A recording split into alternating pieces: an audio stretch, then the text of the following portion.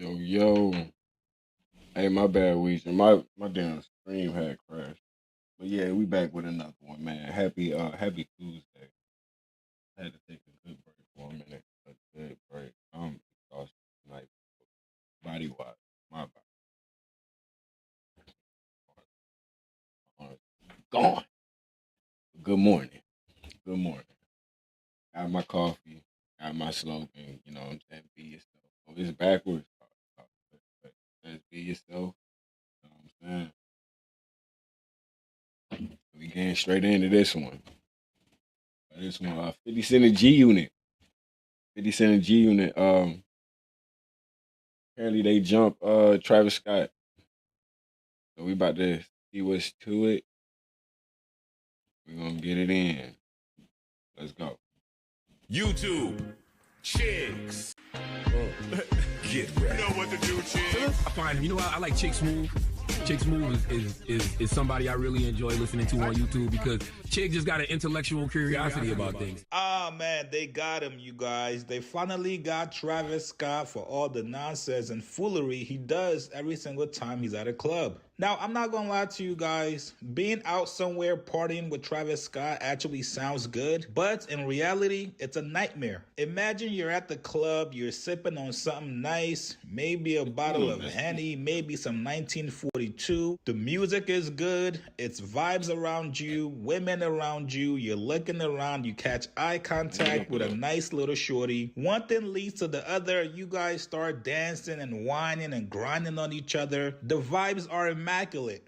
And then you look to your left and you see this fuck nigga Travis Scott fucking moving around all weird in the club, throwing shit, spilling your drink on you. Next thing you know, the nigga comes up to you and starts growling and looking at you all weird. And now the girl you're dancing with looks at you and leaves, and now you have nothing. All because fucking Travis Scott cannot sit still. Now, you would think after getting punked by Tory Lanez, y'all remember when Tory Lanez told Travis Scott, bro, are we fighting or are we squashing this beef? I said what I said. If you felt the way and you want to handle it the way you want to handle it. That's why we're here right now. So I'm saying, what do you want to do, bro? If you felt the way. Told Travis. Think after getting punked by Tory Lanez, y'all remember when Tory Lanez told Travis Scott, bro, are we fighting or I are thought we he said push squashing your this teeth beef? for a second. Yeah, I remember this though. If you felt the way and you want to handle it the way you want to handle it. That's why we're here right now. So I'm saying, what do you want to do, bro? You want to do? No. Are we apologizing? You know, that was 2020. That was trash. That was where hip hop was in a space where hip hop was in a space it wasn't in a long time. And that was like, you know, a lot of behind the scenes, you know what I'm saying, action.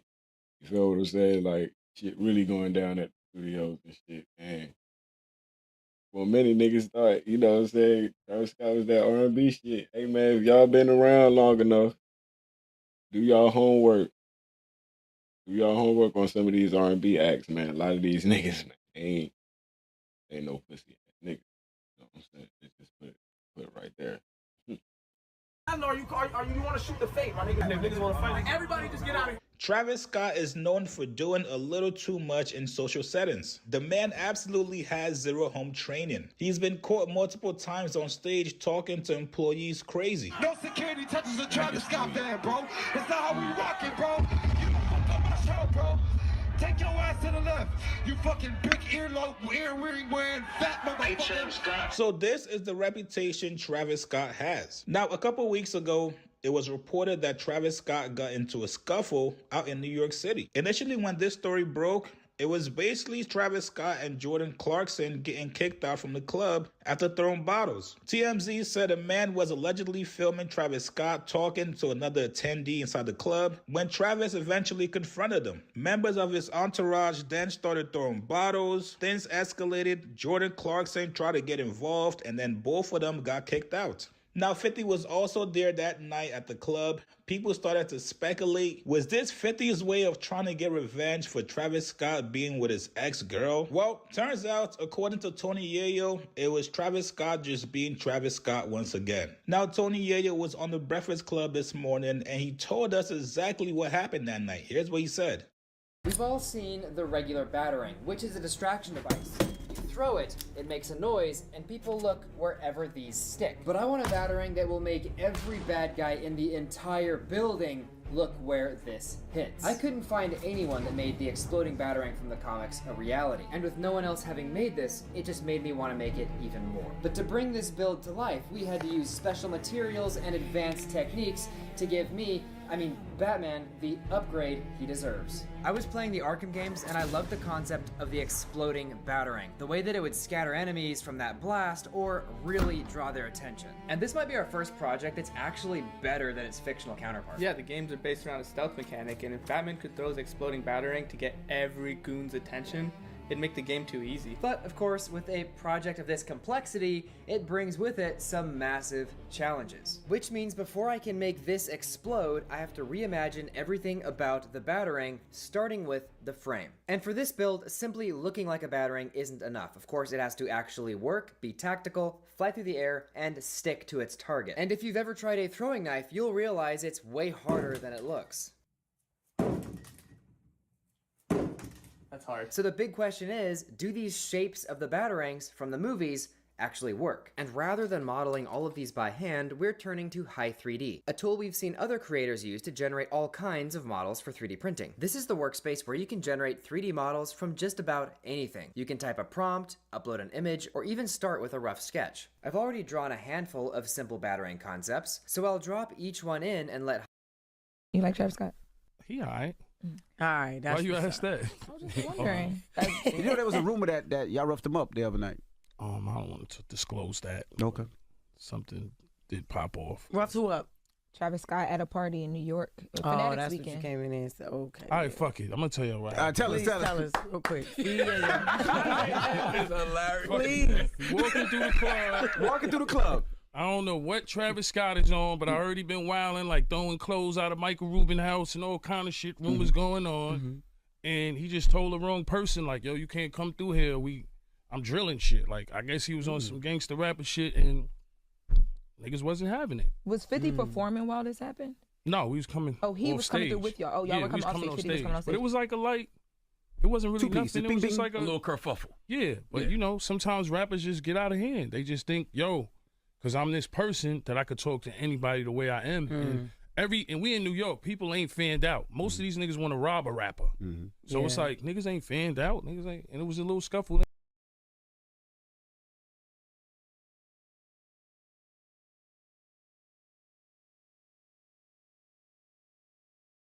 Ain't nothing. Shout out to Travis Scott. Was it random though? Because there was a photos of him and Cuban Link leaving the club after she had broke up with 50. So I don't know nothing about that. It wasn't had nothing to do with that. Son just be on one. He just be drunk and be on his shit, I guess. But nobody said, yo, Trav, cool out. That's the unit. That's 50 and that's Yale. Them niggas. I mean, by that time it was over. Oh man. Boop, bap, boom. That was it. What's the basketball? The guy from the Jordan Clarkson. Yeah, that's my man. Shout out to him. He was wilding too though. It was like a drunk night for a lot of people. Everybody. I don't know what's going on. You know, a couple of bottles was being thrown and stuff like that. But it is crazy how the media work though, because behind the scenes we were all told it was the unit. Oh no, we never started nothing. Travis was on some y'all can't come through here. And niggas like what? And I'm bugging because I seen him at 50 golf tournaments and shit like that. So I'm tripping. And then I'm like, damn, this is the last place I think it's gonna happen at. You got Dirk in there. I mean, you got Kevin Durant in there. You got Drewski in there. Yeah, you got all kind of ESPN people in there. So I didn't even think it was gonna pop off like that. But come on, man. Just because we older don't mean, But y'all didn't get no headlines. That's what I'm saying. Behind the scenes.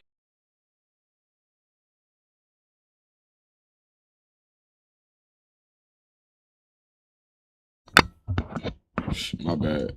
Old ain't the same old. Old is not the same old. It is not the same old. It's like this shit is old compared to how we built. You know what I'm saying? What energy we got, but like let's be all the way for real. These niggas not even built like old niggas. These niggas, some grown ass niggas. That ass. Like, I'm not sizing nobody up. I'm just letting niggas know what's up. Like, y'all be thinking these niggas got down sweet because they got down old if y'all want to. These old heads fuck your ass up. Y'all really know about the street. If y'all really know about the streets, these niggas got down been in prison and they weight up. What you talking about? These niggas will eat you alive. Pause. And people knew what it was, but the headline was Jordan Clark. Yeah, Travis Scott be out of pocket though. I'd have whooped Travis Scott's ass if that nigga ran up and did some shit like that. I was with it. Boy, I'd have fucked Travis Scott up. Okay. Yeah. Jordan Clarkson was wilding too. Shout out to him and the Knicks. I seen Towns looking at him like he was crazy. Like, yo, you too drunk. You want to chip, but you Go too hard. Yeah. Put his chain on my neck like I'm a part of his rap label. Hey, yo. No. I'm on stage. Picture you being on stage, right? And Jordan Clarkson come. I don't know who's behind me, and he got a big Jesus piece too, like a nice joint, and he like put it on my neck. So I turned around and I'm like, oh shit, it's the New York Knicks. But he was wilding, huh? You kept it on. Yeah. Oh yeah. Would have kept it on It's the way home. crazy. I could have kept it on because when the brawl started, I kind of still had his chain on, but I didn't want to be on the news for taking the New York Knicks chain. You know what I'm saying? So I just was just rock. That's real. So you playing? But nah, putting a chain on a nigga, even when you drunk, bro, that's nasty work. That's some nasty work. You putting chains on niggas, bro. That's wild. That's wild. If he got the golf tournament? Yeah, he got the golf thing he was doing. And Travis was there, so I was more confused. I was just like, yo, man, shout to Travis. It was a drunk night for him, but, a little scuffle. It wasn't nothing too You was allowed to wear that chain because you was with 50? Oh, my God. Oh, that was crazy. Now I know she worked for Bleak. Crazy. That was funny, though. That was funny. I know you work for Bleak. You don't like me. See, that's the thing about the industry. I know Just Hilarious like me. I know you don't like me. 50 allowed me to wear a chain. That's crazy. He defended you. I said, no, he liked to eat. Where did that rumor come from? You know what it is? I don't really care about the jewelry. I just wear it like when we do shows and stuff like that because I feel like it's not the best investment. Like a lot of rappers get smoked over jewelry. It's like every once in a while throw something on and it's cool. We do a show, but I don't care for it. Like Yo, deadass. Every single rapper from that generation tells the same fucking story. They say the same thing. You feel me? Shout out to Walker. Walker used to buy double. You feel me? Walker used to buy his chains that he wanted, and then he'll fuck around and buy like a fake version of that same shit. You feel me? Just for his shows and shit, cause he know, goddamn, that shit gonna fall off. That motherfucker gonna get yanked off. You know what I'm saying? From a fan, not know, you know what I'm saying? Like niggas about snatching chains, shit like that. But like he know like what come with being on stage and having that big ass, long ass jewelry. You feel what I'm saying? So eventually, like you could look at Walker now, like shit compared to back in the day. Walker wear a few jewelry these days. He wear, you know what I'm saying, his Jones, and that's about it. Hey, shout out Bethany, man. What's going on? Good morning. How you doing? But a lot of rappers say the same thing, like that jewelry, fake investment. I mean, bad investment. Bad investment. I'd rather spend my money on something else, bro. Yeah. Yo, I'm keeping it real. Like my man, he got the shout out to my man. Gold, that's a whole nother thing. But shit like this, shit like, you know what I'm saying? What is I say? I say shit like this right here, I call that modest. You know what I'm saying? Even with this, I say some shit like this is modest. Just the 2 chains, two charms is overdoing it, but even like that's max. That's max right there. Anything past this, you feel what I'm saying? Anything past what Uncle Murder got on, bro, you overdoing it. I'm gonna be for real. Like even Travis. Check Travis out. Travis got the two tennis joints. One look like a spaghetti tennis. Then this little link, and then this big ass, gaudy ass Cuban with the diamonds. It's just these 3 should make up just one. And for real, Okay. So for a second, that looked like 2 chains. Looked like a little diamond joint, little tennis joint right there. But I need my glasses. But two little tennises and a little mini goddamn, the little mini dog link. I forgot what they call this joint. But they should all replace just that. But I even say this joint right here, like, why? But even with this, why? It's like either one or the other. You can't go with both. That's crazy. And if you go with both, bro, take this bullshit off. You dig? But I ain't telling niggas how to wear jewelry. I'm just saying, bro. You know, nigga like me, bro. I got a different swag, man. I ain't never been the type to just be like, you feel me? And I have a cool $5,000 outfit, and niggas wouldn't even know it. It's simply like you gotta go for quality. Niggas be going for that. You know what I'm saying? Like niggas gotta have the big ass ball mane on the side of their pants, big ass Amiri right here on their thigh. You gotta have it. You feel me? You gotta show the label. It's just crazy as hell to me, man. It's crazy. But let's get back to it. And Mo, he got the cars, and he had the Ferrari truck the other day, and he's like, yo, he went to the city, he drove off, and he was like, yo, some dudes is following me, and I'm like, so what you do? He said he jumped out on the highway and pulled the thing out because he got a license. So, but I'm like, having a Ferrari, you can't even have a nice vehicle. That's crazy. You know what I'm saying? And be in the city and just have a little jewelry on, and like he was like, yo, I don't wear no jewelry no more. Now, I know some of you guys are still gonna say, nah, chick. Cause look, and let's be for real. Let's be for real. Good morning, everybody. Hit the like. Let's be for real though. That's how these young niggas dressing, man. That's how these niggas is dressing.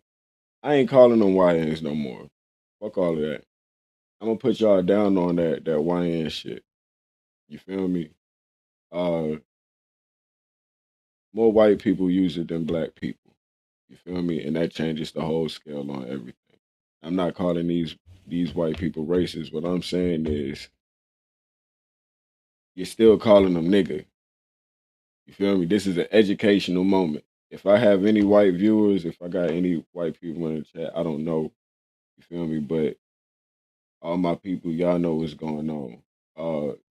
I gotta educate y'all. You know what I'm saying? The N stands for nigga and YN. You feel me? And you feel me? It just sounds different, even if a white person not just outright saying the N word. It'd be crazy they call you, and I quote, the N word in replacement of actually saying nigga. You feel what I'm saying? Like so like let's be for real. Like we gotta get up out of that. You feel me? Yes, for sure. These is young niggas. But these is kids, man. And a lot of grown ass men. You feel me? Let's be for real. Young adults.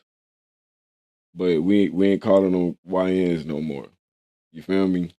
Cause we call them YNs, we might as well call the grown black people N's now. And that's just that's a no-go. So I'm just here to put y'all down, man. Just educating, you know what I'm saying? It's a school day. You feel me? Let's go. This was all revenge because Travis was fucking 50's ex after they broke up. Me personally, I believe Yayo. Oh yeah, but look. Almost got off topic, but back to the jury though. That's how these young niggas dressing. You feel me? So and all of these young niggas, they buying all this moissanite and all of this shit, and they doing all of this crash out activity while they out in public and shit. From the third party's perspective, on the outside looking in, that's what a criminal looks like in 2026.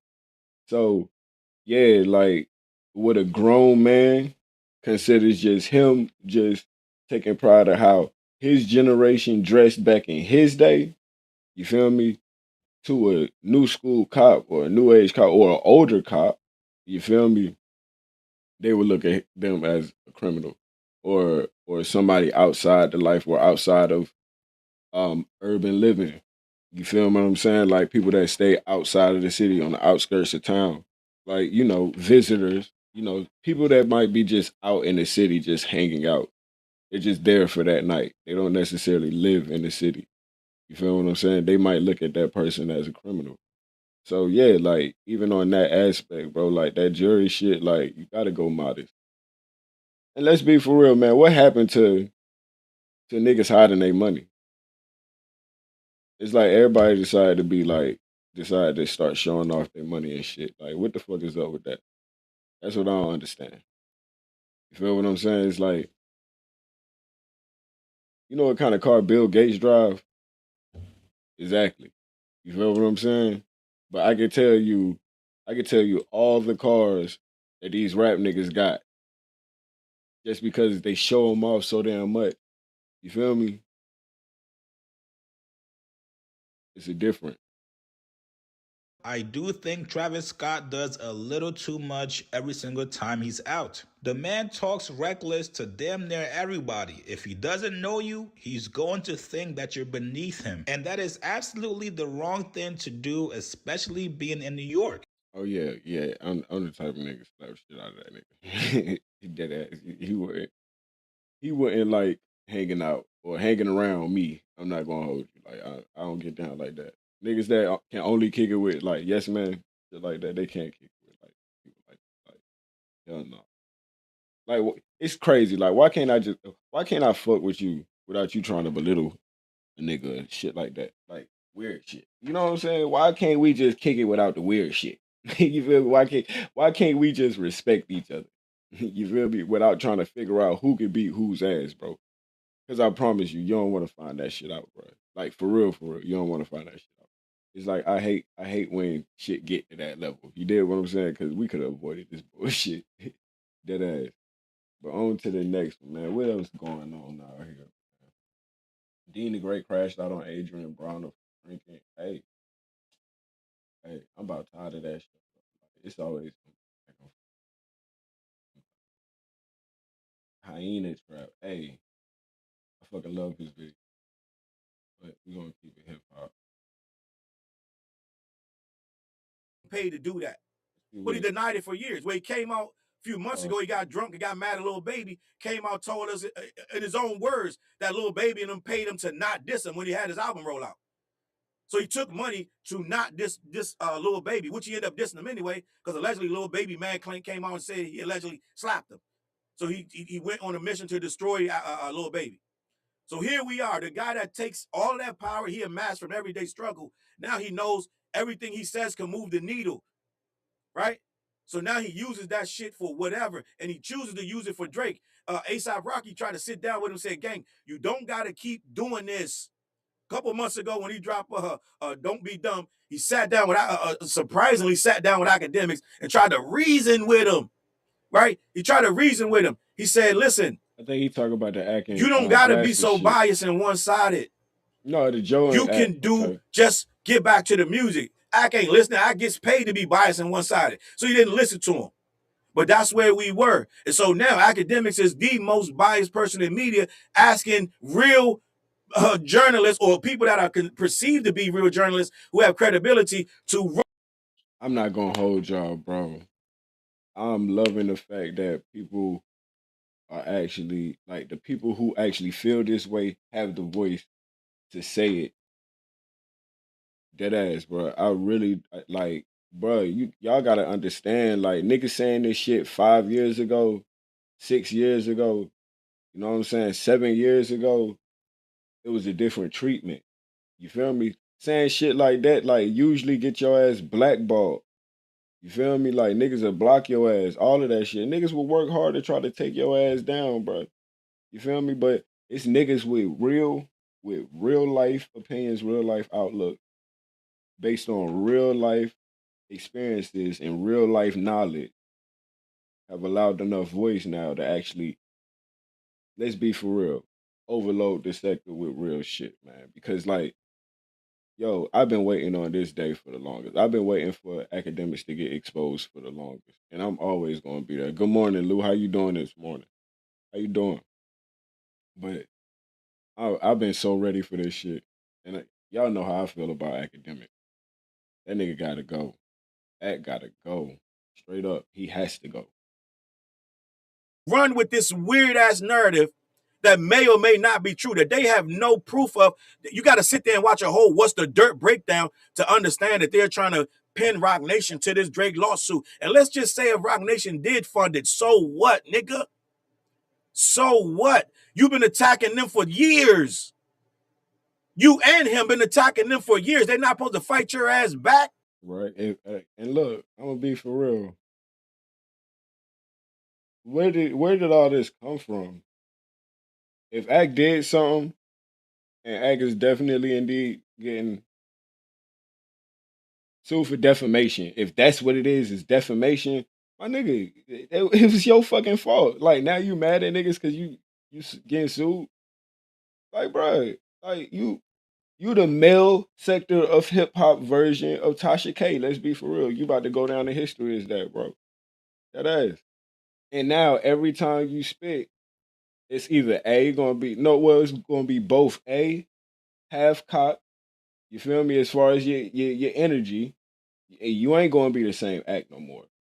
You feel what I'm saying? Look at Tasha K. Hey, we ain't seen the same time. Tasha K ain't been the same since Cardi B. Let's be for real, bro. Energy wise, bro.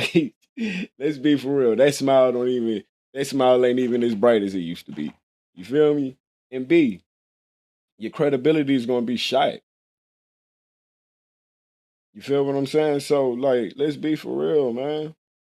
You know what the fuck is going on, bro. You brought this shit on yourself. Rock Nation is not anti anything if not anti you. And that's only because you came and barked up they tree. See, niggas don't really understand these. Like they like to perpetuate this street culture. You feel what I'm saying? They like to perpetuate that shit. Oh, y'all notice the Newski. I got the sub goes up now. I found out. So yeah, I'm on my road to 1,000. Feel me? But they like to perpetuate this street rules bullshit, this street living, or even this urban lifestyle. But they don't even understand like the tricks of the trade, the name of the game. You feel what I'm saying, bro? It's like, you ever heard of mind your business, I'm on my mind, bro. I'm gonna get my money, bro. And I'm gonna allow you to get your money. As long as you don't come fucking up my operation, I ain't gotta go and fuck up your operation. You feel what I'm saying? And we can even take that all the way to the corporate sector of business, or of the tax bracket. You feel me? Of the economy, of society, shit like that. You dig what I'm saying? We can take it there. That's how they run in these fucking corporate businesses. And then even on a smaller level, that's how motherfucking employees operate inside of these corporate companies. You know what I'm saying? So like, let's be for real. Hey, you came barking up the wrong tree. Don't get mad at the bee because they stung you, nigga. You was at their house fucking with them. Like, what is up with you? What is up with you? Let's get back to it. Eye for an eye, my G. You want to fight, and then want to cry when they fight you back with real shit, because the shit they accusing is real in the state lawsuit. The lawsuit is weak because the people that they put in it, the people that they chose to be a part of that lawsuit, is why this lawsuit failed. It didn't fail because it had no merit. It failed because some of the people never even used stake in the first place, right? So it was different reasons why it failed. But they drummed up all these connections, all these dots that they connected, and they have pieced together that Rock Nation is behind it. And now they want everybody with credibility to jump on board and defend Drake. Well, nobody's going to do that. All right? Nobody's going to do that. And they're trying to make it like, if you don't, you're not a journalist. Academics don't get to call nobody a journalist or not. All right? Let me just keep that a buck. So I say all that to say Joe Budden is not feeding into it. He's rebuking academics, and that's why I got the title. He's basically saying, listen, Act, I'm not doing this with you. I'm not jumping into this Rock Nation nonsense. And I'm going to read this article. It is on hotnewhiphop.com. They're the ones that's saying this, and they're the ones pretty much putting together the narrative that Joe Budden isn't going to be in this Rock Nation scandal with academics. He is not going to be able to convert Joe to the dark side, like I like to call it. All right. So let me get this. I'm gonna read this article and we're gonna have a conversation.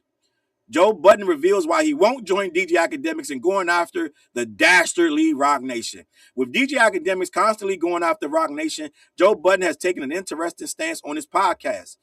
Budden has been weighing in on the Academics Rock Nation battle quite a bit lately, and it has become one of the most prominent feuds in hip-hop these days.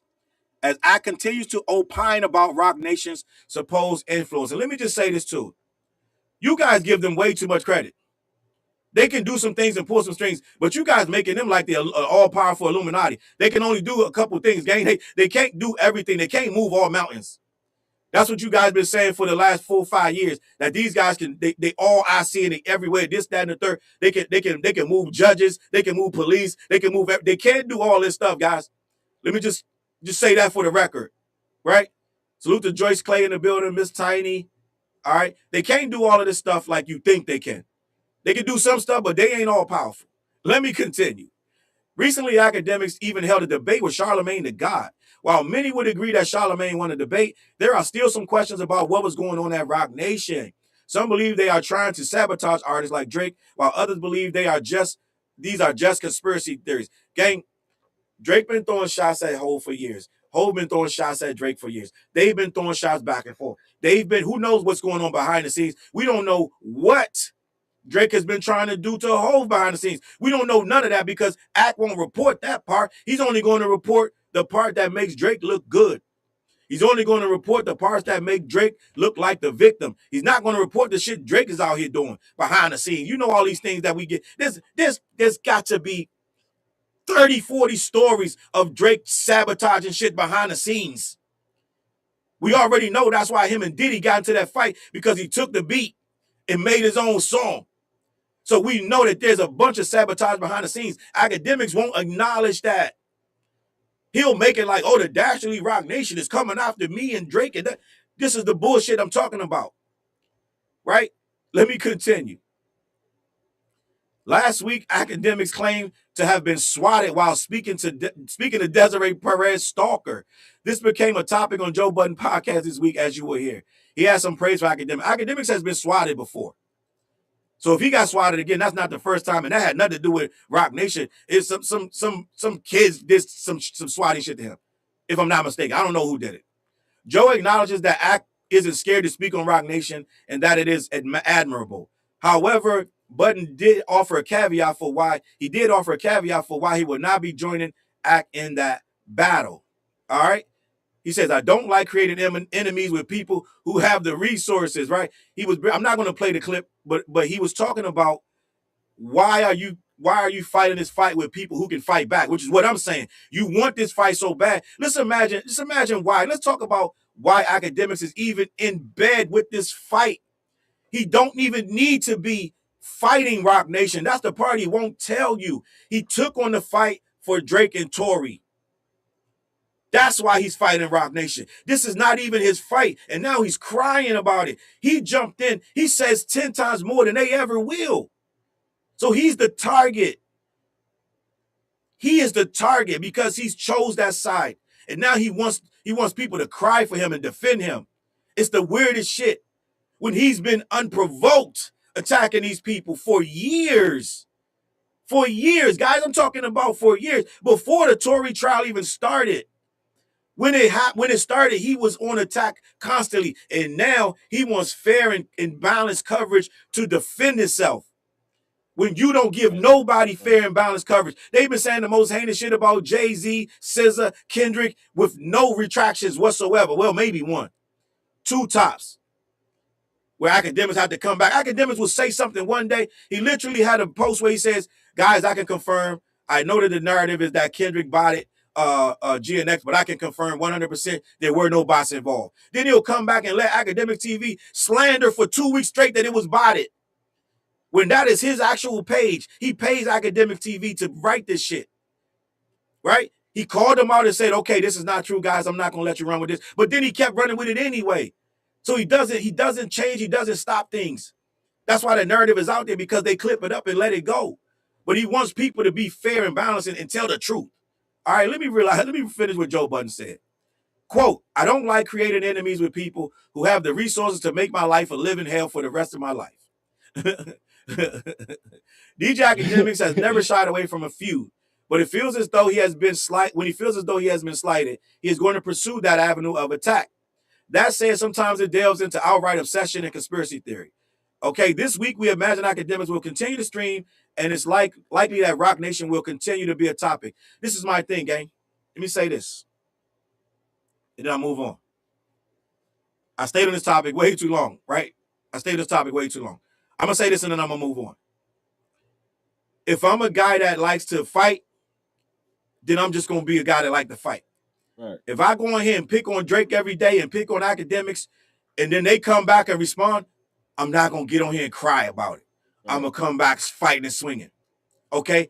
I've already shown you that when What's the Dirt came and put me in his video about the most negative streamers come from that side with Kendrick, I responded. I moved on. I didn't cry about it. Right? When Flacco did that hit campaign, I don't even know who this YouTuber is. Random YouTuber thought Drake was going to do 150, 225 with Iceman. He won't admit that he's wrong, but I don't even know. He knows who I am, but he tried to say he don't. What I did a response video to him and Jay Roebuck, aka Drake's accountant, and then I moved on. I didn't sit there and cry about it. I didn't make it like, yo, woe is me, yo, they're attacking me unprovoked. No, you state your case and move on. Academics won't state his case and move on. He goes out and tries to become a full-on victim. He's trying to be a victim of Rock Nation. And what people love is a victim. So a lot of people are going around now, Jay-Z's the bad guy. Rock Nation's the bad guy. Mind you, he's been attacking them for years. But now he's so-called making them the bad guy when he's the fucking bad guy. He's the villain. Academics, I've never seen somebody be able to turn it off and turn it on so easily. One day, he got a bottle of Henny, he's screaming at the top of his lungs, he's calling you a fuck nigga, this, that, and the third. He is making you into a piece of trash. Then all of a sudden, Academics, the next day, he's low-toned, he's sober, he's drinking water, and he's explaining very matter-of-factly how Rock Nation has sent a subpoena to George Wynn, and they're outing him, and they have private investigators in front of his house. All of a sudden, when they come back and clap back, rightfully so, now he's a victim and he wants your help. Sucker shit, guys. Bullshit, sucker shit. And that's what bothers me. It's irritating to watch a punk ass move like a punk. I'm just going to keep it a buck with you. Just going to keep it a buck. If you're going to squabble. Man up. Hold your head up. He wants to be a sucker and fold, and then next week he's screaming again. And that's the shit that's the shit I don't like, right? In the immortal words of Chief Keef, that's the shit I don't like. Weirdo behavior, guys. And these young people, I'm going to be honest, they feed right into it. They feed right into it. They go right on Twitter. Oh my God! Da, da, da. You see the comments, gang. It's maddening. They watch this shit. They can manipulate these kids with the code is gone, gang. Like the codes that we live by, they're over. All of this shit has changed. These guys take it one day at a time. They take it case by case. There ain't no code. And if today you're bothering Academics, then today you're the bully.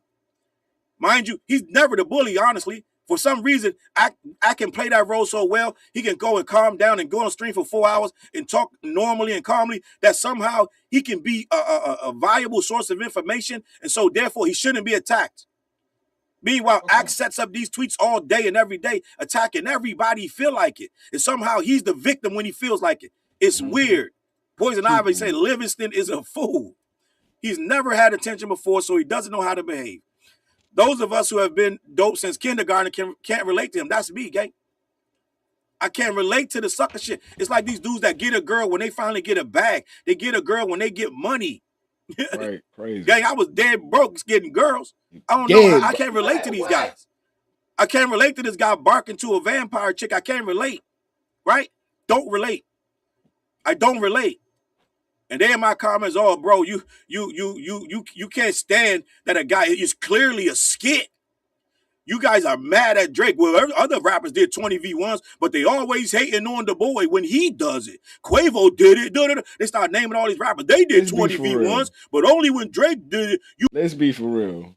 Let's be for real. When Quavo jumped on 20 V1, he was trying to revamp his career. When you talk about rappers being on 20 V1s, you're talking about a whole bunch of nobody rappers that can't sell a record that need the publicity that a 20v1 was giving niggas at the height of the 20v1 publicity. So let's be all the way 100. When you talk about niggas like Drake, look, let's put it out there. Like, let's keep it all the way a $100. Man, fuck it. Let's keep it a whole brick. Let's keep it a whole brick. The 2007 brick, bro. Keep it 100, a whole brick. You'll never see Future on a 20v1.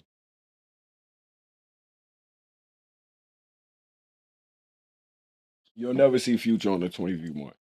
When you saw the baby on 20v1, he was trying to revamp his career. That was the baby coming back off of what the fuck he was saying on stage about the gay people and the HIV positive people. You feel what I'm saying? He was trying to come back. So when you talk about rappers, you talk about artists trying to revamp their career with the 20. They trying to goddamn get more publicity. That's all they doing is using the motherfucking light. You talk about these nobody rappers, these other motherfuckers, bro. These niggas is just trying to get. These other niggas just trying to get publicity. You feel what I'm saying? That's just the way the game go. You did what I'm saying? You'll never catch certain rappers on a fucking 20v1. You'll never catch a Meek Mill on a 20v1. As much as niggas be talking all that shit about Meek Mill, you'll never catch a Meek Mill on a 20v1. You'll never catch a Future on a 20v1. That is, you'll never catch a Rick Ross on a 20v1. You'll never catch these niggas on a 20 fucking v1. Let's be all the way 100. You'll never catch Dot on a 20v1. And I don't know what the fuck Drake was trying to prove when he did that. Like, oh, this is me trying to prove to y'all that I am of the culture. Like 20v1 is culture. Like, I don't know where the fuck that shit came from, but we're gonna get back to it. You feel me? You got problem with it because now it's drag, it's drizzy, right? It doesn't matter who did it. I don't care if Kendrick get on there and did it. If he get on there and barking at a girl, we're gonna have a problem. We're gonna have a conversation, guys. Don't give a fuck who. I'm not gonna lie. I would care if I would care. Even Kendrick don't even have to bark at a golf girl. Kendrick doesn't even have to bark at all for me to have a problem with him to be on goddamn 20v1. You feel me? Kendrick could have been on 20v1 in super Kendrick mode, and that's on either or. You know what I'm saying? He a Gemini too. You feel what I'm saying? So we could get, you know what I'm saying, full on artist focus Kendrick. You know what I'm saying? We get the you know what I'm saying? We might get the I don't give a fuck Kendrick, you know what I'm saying, that we got for the GNX. Or we just might get the Kendrick that we got, you know what I'm saying, in the Power episode. You feel what I'm saying? But who knows? I would still be pissed off. Because Kendrick, what the fuck are you doing on a 20v1? You feel what I'm saying? Dead ass. Sorry, dead ass is side. Like 20v1, bro. 20v1 don't do nothing for certain niggas. A 20v1 don't do shit for fucking Jay-Z, a Nas. You feel what I'm saying? Like that only makes 20v1 win. And why the fuck would you want a 20v1 to win? Bro, do you know how much? Like, let's be for real. Let's be for real, bro. Let's be for real. I think it's time to take into account as to what a 20v1 seriously does to one's mental health. Because the disrespect I see, especially disrespect of women I see on that fucking that fuck ass pussy boy fuck boy show. You feel what I'm saying? I know it's too damn early. We talking like this, but hey, man, I got my coffee. It is what it is, man.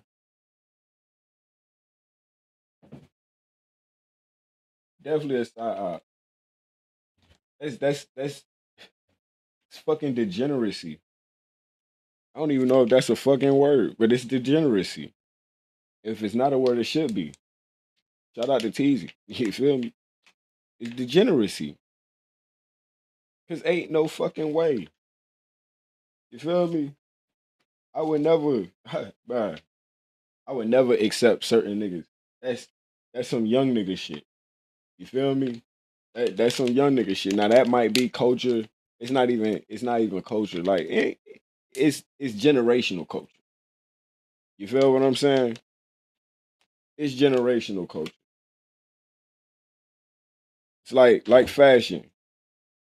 Like you can't say, you know what I'm saying, tall tees is part of hip hop culture right now of this current generation, but you can't say that tall tees are not a part of hip hop.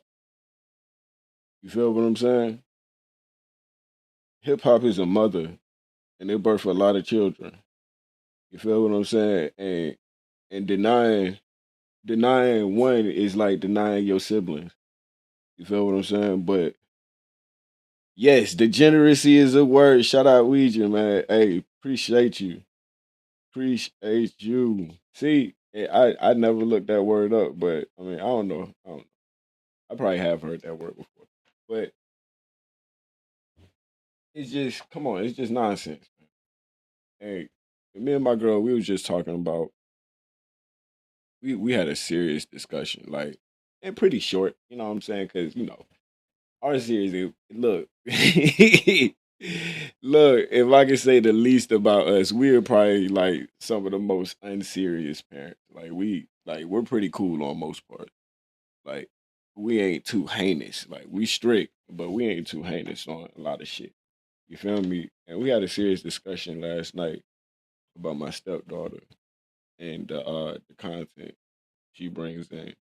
You feel me? And I'm not going to say his name. I'm not going to say his name. I'm not here to dox nobody. I'm not here to get y'all to hate on a nigga or nothing like that. But it's one of these video game YouTubers. You feel me?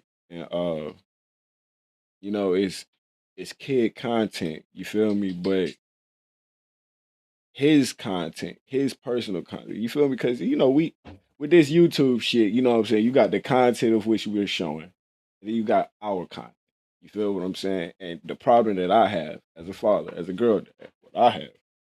You feel me? Because at the same time, her little sister, my daughter, is not too far from her. She's gonna be in her shoes one day. You feel me? And my problem with that is it's kid content that you showing, but it's adult content that you spitting. You feel me? And now baby girl done fucked around, got hip to that shit. You feel me? It's a few things that she's been saying as far as talking back, and it's a few curse words that she slip up and say. You feel me? Not going to expose, bro. But what I'm saying is like we gotta take into account to how these psyops work. You feel what I'm saying? Like these psyops, man. These niggas acting like they fucking with the kids and they good for the kids and shit. But then when you in the other room, you smoking your blunt. You feel what I'm saying? And you actually got down sitting back, chilling for the first time of the day, and you actually listening in the other room to what the fuck your kid is taking on TV, and you actually hear shit. You hear bitch ass niggas and this and that, and you like, hold on, what the fuck is on TV? What you watching? You feel what I'm saying? So we definitely gotta be careful. Like, man, these niggas is weird. These niggas is weird, bro. Straight up. Hey, take it from me, bro. The regular nigga, the jack of all trades, the nigga that only got a goddamn bachelor's degree in fucking recording artist, my nigga. The nigga that like, nigga, I ain't no motherfucking super politic, nigga. I ain't no goddamn super mathematician, nigga. I ain't got the goddamn book on life. None of that shit, bro. I'm just regular as me. You feel me? Y'all know me as Teezy. Some people know me as Derek. Other people know me as DJ. You feel what I'm saying? I'm just me. And the most important ones know me as Daddy. And the most important one knows me as Big Daddy. You feel what I'm saying? And my other important ones know me as they son, nephew, shit like that. You feel what I'm saying? But, bruh, I can tell you, bruh, something going on in the water. It's something going on in the fucking water, bruh. And we got niggas dressed like bitches talking about be quiet on the fucking creek, bruh. Pay the fuck attention, bruh. Pay attention, man. Pay the fuck attention, man. You heard my son. You heard my son. He said he got an ill. Hey, you talking about, bro? That's some bullshit. He knows some bullshit, bro. Like, come on. It's bullshit, bro. Something going on. Something going on. And the shit that infiltrated into hip hop, bro. And the shit infiltrated, not even, it had already infiltrated hip hop. Fuck all of that. The shit that infiltrated, be careful, man. The shit that infiltrated the YouTube sector. It really got to like, we used to be one of them niggas like, YouTubers, bro, we was the real news and we was the small guys. You feel what I'm saying? You ain't know what to take with it was, we had grain of salt information. You feel me? Take it with a grain of salt, but we was able to get off our shit. You dig what I'm saying? Now, bro, YouTube the Illuminati now, bro. How you talking about? Hey, the YouTube niggas selling their souls to the YouTube Illuminati, bro. Straight up. That's why Drake and Act partner with guys like Aiden Ross. They market to kids, teens, and young adults. Exactly. And wonder why people say the shit that they say.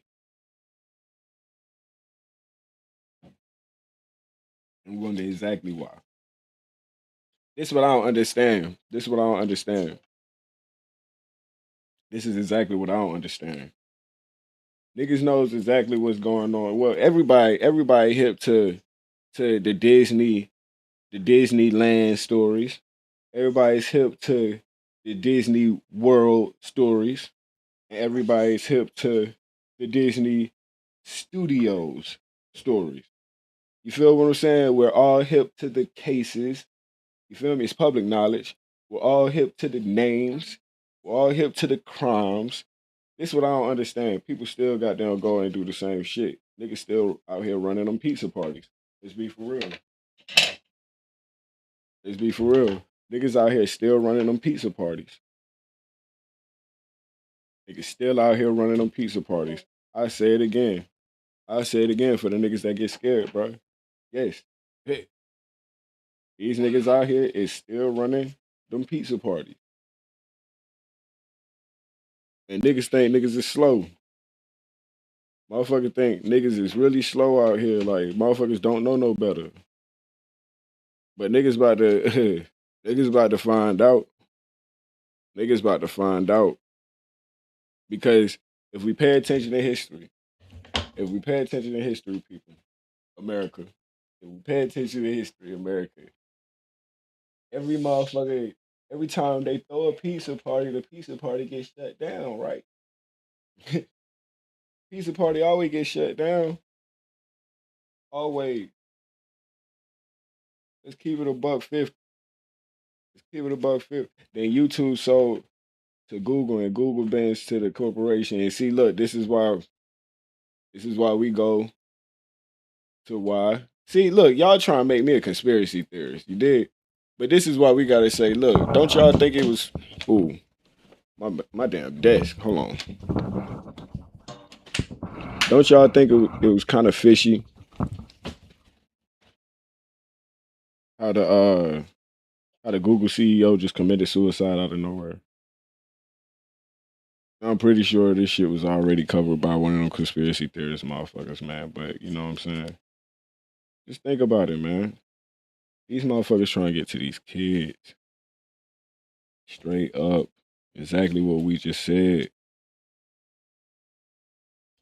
I find it funny that in 2020, the beginning of the 2020s, was it 2020 or 2019? I don't know. I could be wrong.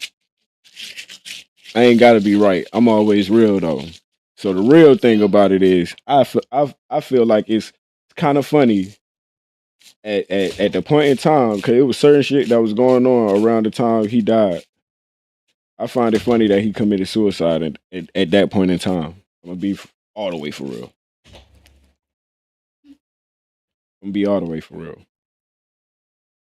But this ain't what that channel is. This ain't that channel. I'm gonna be all the way 100. This the Protect the Kids channel. Fuck it. I ain't know my way before today. That's a bar. I ain't know my way before today. But now I know it's to protect these kiddies, man. Dead ass, man. I'm so fucking serious, y'all. Like, I'm telling y'all, man. Like, bro, nigga, man, fuck what these niggas say about this weed shit, bro. That weed wake a nigga up. Dead ass, bro. Because I'm telling you, bro. I'm telling you. I was in the room. And I moved my game back to the bedroom. So my baby could goddamn, she wanted to spend more time with the nigga. You feel me? So I moved the game to the bedroom. And baby girl been on the front room TV, just, you know what I'm saying, indulging herself. You know what I'm saying? As she should. You know what I'm saying? Kids is who we do it for. You feel what I'm saying? But bro, that shit wake a nigga up. Don't ever think a nigga tripping. Trust me, the time that y'all think that I'm tripping the most, the time that you gonna think that I'm tripping the most is when I'm the most up here with it. I'm telling y'all, bro. I'm telling y'all, bro. I'm telling y'all. I caught that shit, man. Something told me. Something inside me. Something inside me told me. And I was trying to figure it out. It was like, you know what I'm saying? Hey, you know, baby girl got a daddy for all of that. Woo. Like, hell no. Hell no. Can't. I can't. I gotta get this shit off. Dead ass, that's what just saying in my head, bro. I gotta get this shit off. You feel me? Cause I care about baby girl too. You feel me? So I had to get that shit off. So I had to pull my girl to the side and be like, hey babe, look, hey, check this out. Hey. And I had to make her, she really started thinking, she was like, you know what? You right. You right, baby. That shit do seem kind of weird. That shit, cause I couldn't find nothing on the nigga. You feel me? I ran the nigga name and everything, bro. Even I try to find goddamn expose videos on the nigga. I couldn't. The motherfucker is clean, dry, bone dry, clean. That ass. The nigga clean. I'm not gonna hold y'all. The nigga is clean. I couldn't find a bitch ass thing on the nigga. I'm not gonna say his name. I'm not here for that. You feel me? But I told her, I said, baby, I said, just think about it. A grown ass man playing this game and that game, and this game and that game. Feel me? That shit don't scream out weirdo to you. I'm telling you, she was she was sitting in the back of the bed, no cap, y'all. She was sitting in the back of the bed when I passed her the break. She said, yeah, that do seem kind of weird, baby. I'm telling you. Bro, I'm telling you, man. Like, I'm telling you, that shit woke me up, bro. Something, man. God told me to say that shit. God told me to I just couldn't let it go. Come on, where you tablet at, kid? Go get your tablet. Go get your tablet. Want some chips?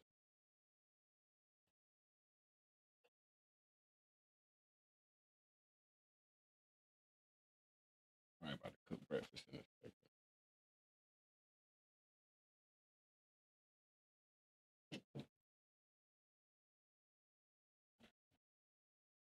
But yes, man. God told me. Roblox. Hey, Minecraft. Hey, Ouija. You know, man. You know ball. Straight up. You know ball. You know ball. Let me see. Let's see what's going on with this. All right, quick.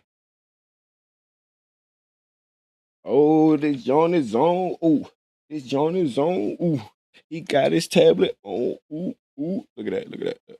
Oh yeah, it's on. It is on and popping. You feel me? It is on and popping. You dig? But yeah, man. Look, man. My posse's on Broadway. Fuck is you talking about, bro? We attacking everybody today. We attacking everybody today, man. Bring it up. Give it up for the Living Tribunal. Give it up for the Living Tribunal, y'all. That ass. Ooh. Ooh, you gonna have to plug this shit up. Hold on right quick. Man, give it up for the Living Tribunal, man. Let's put it down there, man. Any grown ass man. And this is exactly what the fuck I said, bro. Fuck it. Fuck it, cause we already done did it. Shout out to Ouija 28. Hey man. Any grown ass man, see, I live a certain lifestyle. You feel what I'm saying? I live a lifestyle where things are made for adults. And things are made for children. And then there's things that brings families together of all ages. You feel me? I'm a big ass video game head. You feel me? Shit, me and my girl was just playing Little Big Planet yesterday. Me, her, and my stepdaughter. Like we was all playing that shit together. Like I play video games. You feel me? But look, put it like this, bro. You won't see no motherfucking. You won't see Sackboy twerking in motherfucking Little Big Planet. You dig what I'm saying? Good morning, Regal. How you doing? You will never see Sackboy twerking, and that's my problem. You know what I'm saying? Like, bro, all of this sexualized shit that's going on, bro. And niggas trying to get into it. Man, look. We're gonna show. We're gonna, man, fuck that. Let's do it now, man. Let's do it now. Let's do it now. Let me show you the side op. The side op of Marvel Rivals.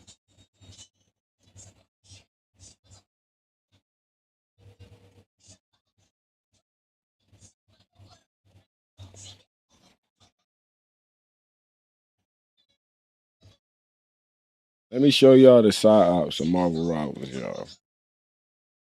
You feel what I'm saying? Check this.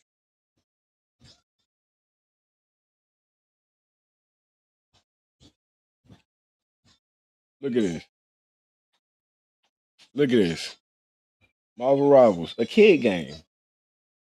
A fucking kid game. Look at that.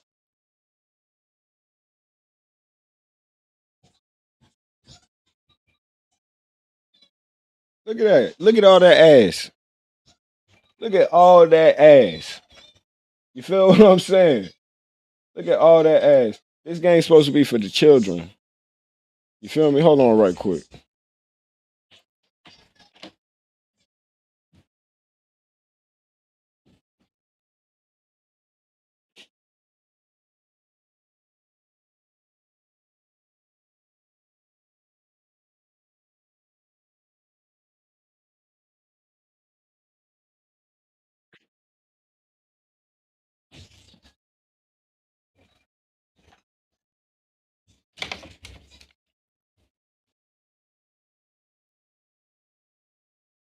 Check this shit, man. That's Rogue from the X-Men. I ain't gonna lie, as a grown ass man, that's definitely something that I would love seeing, bro. But we talking about the kids playing this shit, man. The kids play this shit. You feel me? Hold on, man. This shit ain't doing no type of justice. This shit ain't doing no type of justice. Hold on. Hold on. Let me get it right for y'all so y'all can see this. Like, check this shit, man. What the hell? Look, this is a video game. This is a superhero video game. Come on, man. These niggas is trying to get to the children. Come on, bro. Camel toes in a video game, bro. I'm on their ass, bro. I'm on their ass. Come on, bro. Look at this shit. They shop it off to children. They shop this shit off to children. They shop this shit off to children. All of this shit is for children. I wish I had bro. If I had my game right here, bro, I connect that shit to my motherfucking video game. I actually show y'all the real. I actually show y'all the game and how like they even have options where you can actually view these women and actually twist them around, look at their butts, all of that. I'm telling y'all, bro. I'm telling y'all, my girl will tell y'all. I'm telling y'all, my girl will tell y'all. I say something about it every fucking time. It's like, bro, they shopping this shit off to children. To children. No, it's not a rated M game. No, it's not a rated teen game. Shit rated E for everyone. Since when was sex rated E for everyone? As far as all ages. You feel what I'm saying? Pay attention to what the fuck going on, bruh. Right now, it's a group of people trying to pass laws trying to pass laws to make it legal to be pedestrians.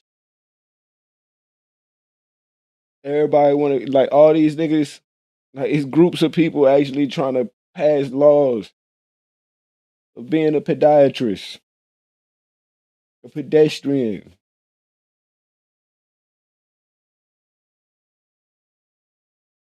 What's going on, Miss Hummus?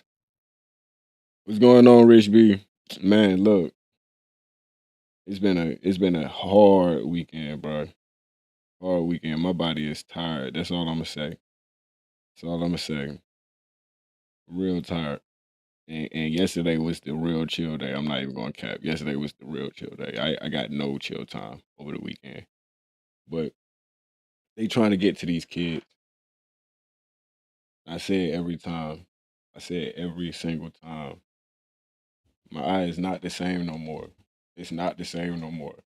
Back in the day, 25, I'd have been like, God damn. I mean, and it's still a goddamn moment. You feel me? But then when you really think, it was like, it's not no, God damn, that bitch thick as hell. It's like, God damn, bro, she ain't got no business being up in that motherfucker, do she? You feel what I'm saying? It's a different goddamn. Hold on right quick. Hold on.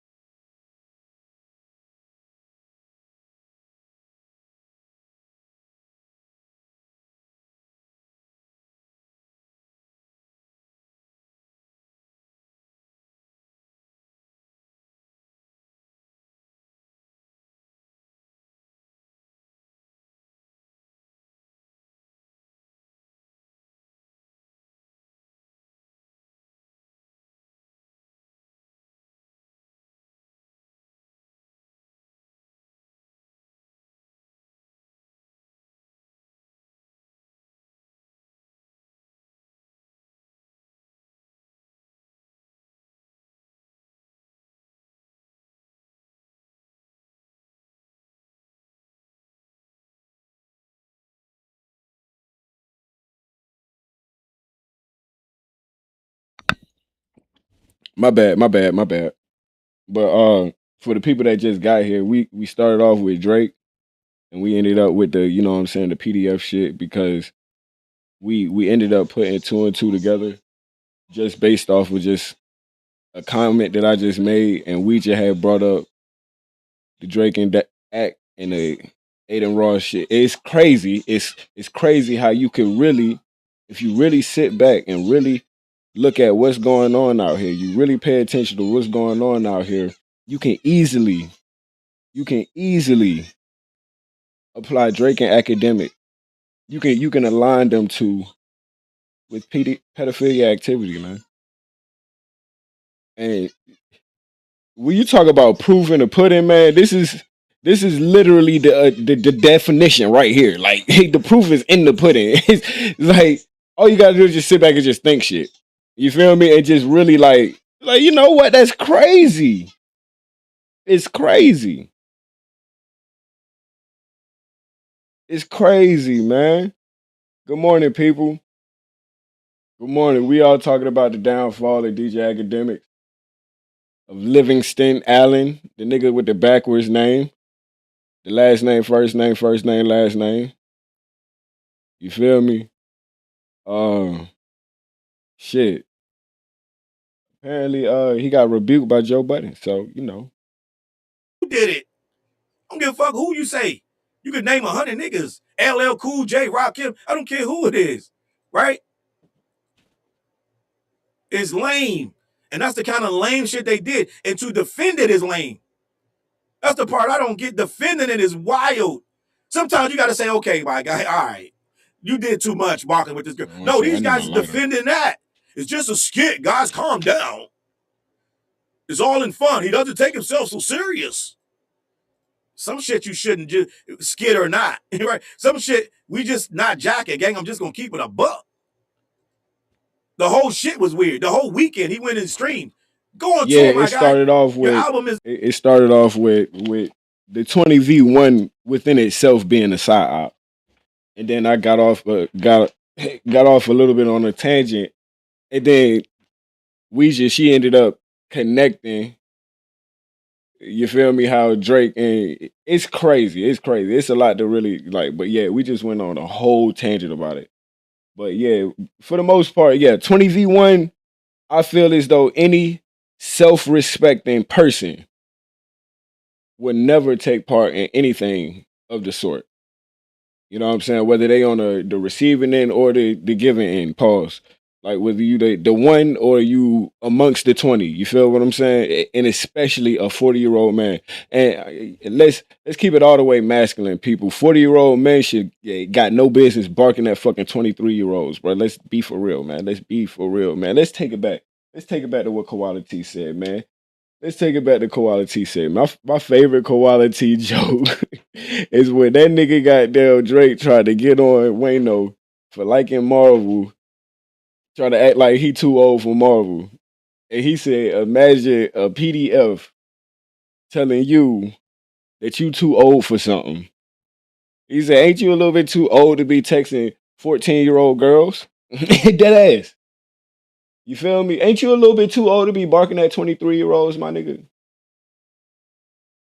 Let's keep it all the way street, man. Ain't you a little bit too old to be catcalling, bro? Let's be for real. Let's be for real. Let's be all the way 100. Ain't you a little bit too old to be catcalling, bro? Catcalling. Let's be 40 years old and you catcalling, bro. Niggas like me, bro. That gives desperate. Even in my 20s, that shit would have gave me desperate. I'm not even gonna hold y'all, man. That shit giving desperate. All the way. It's giving all the way desperate. Straight up.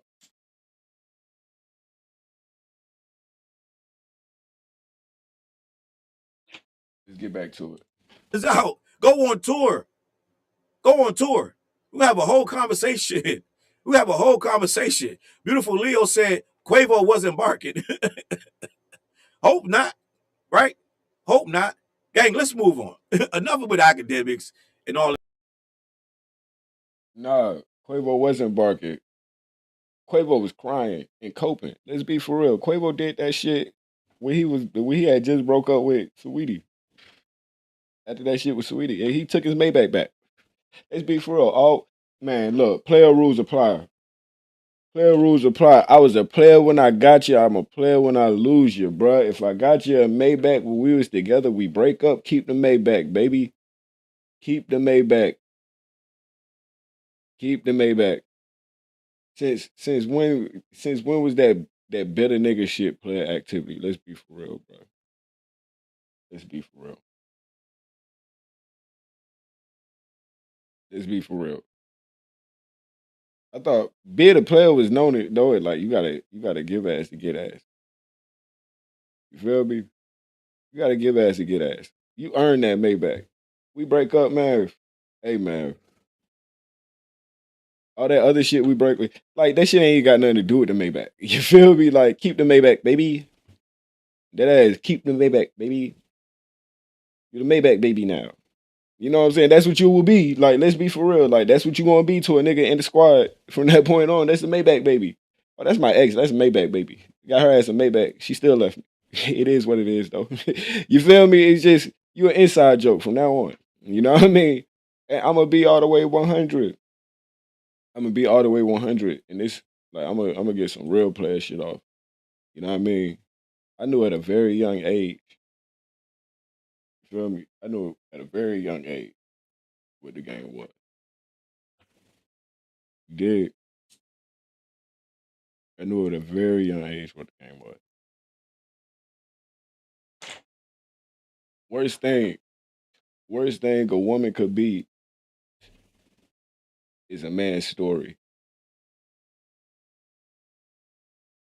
And the worst thing a man, the worst thing that could happen to a man is letting the right one go. I'm telling y'all, this is all fact. This is all facts when it comes to dealing with the co-ed. You feel me? I knew that at a very young age. You dig what I'm saying? At the end of the day, at the end of the day, the only thing these girls out here doing these days is making themselves every man's story. Because every man want to make a story with this bitch. Every man is letting the right one slip through his fingers. And it's probably like 4 or 5 times in a lifetime. You feel what I'm saying?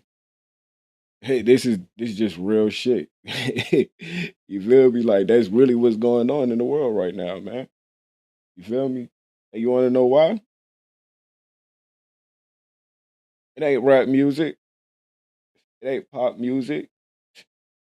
It ain't it ain't the detrimental side of black culture that's publicized in the media. Because the revolution is not televised. The revolution will not be televised. It's not.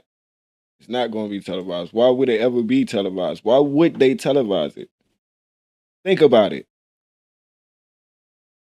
You think they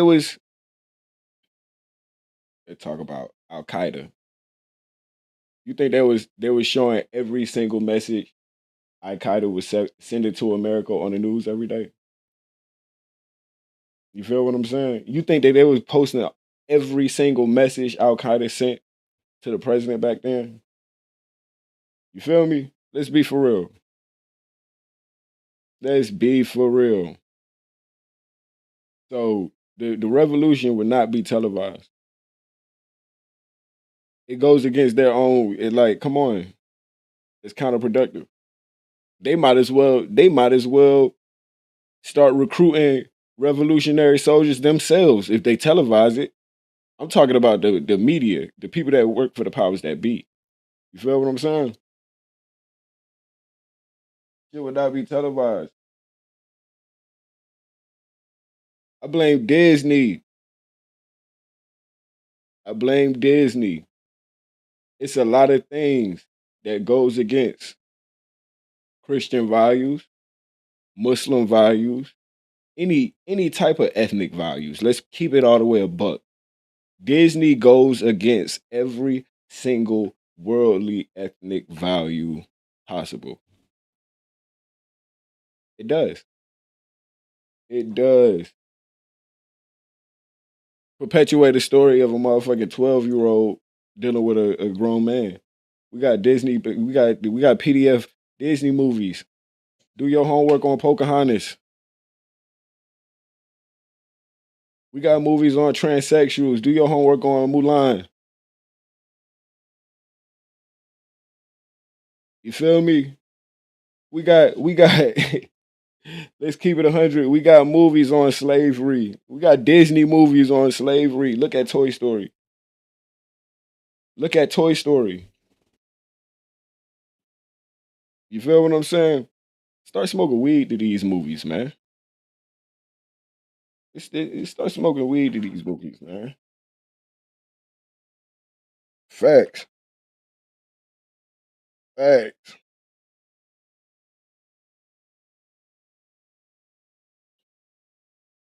Let's get into these comments. My bad, y'all. I'm still trying to wake up. I'm still trying to wake up. I know this blunt ain't really doing the work. This coffee is. But yeah, let's talk about counterproductivity. You feel me? A nigga sitting right here smoking a blunt talk about trying to wake up, but I got a coffee right here. So it's like I'm crossfading like a motherfucker. You did what I'm saying, but that's teasy, bro. That's what I do. I crossfade. You feel me? I drink on the brown, then I drink on the goddamn white. You feel me? I got there eat some pretzels, but then I turn around, I got there eat some M&M. You feel me? I'm a trail mix head ass nigga. I crossfade. That's what I do. I'm a Gemini. You feel me? Sometimes all my personalities get hungry and cravings at the same time. You know what I'm saying? That's just how I go. You dig?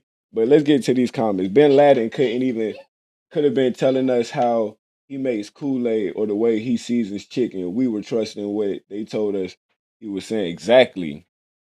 Exactly. Exactly. Not even. Motherfuckers still believing that Obama is the one who killed Bin Laden. You feel what I'm saying? That's the crazy part of it all. You feel me? Because if y'all remember pre-2015 YouTube, if y'all remember pre-2015 YouTube, you remember YouTube was a totally different place before 2015. You feel what I'm saying? If y'all remember those days, y'all know that back in 2004, 2005, the BBC had already exposed. The BBC actually had a live interview with Bin Laden, and he was assassinated during that interview, and that was scraped from media and erased from history. Straight up, that was exposed like in 2008, 2009. Bin Laden, Osama bin Laden, he's been dead since 2004, according to whistleblowers.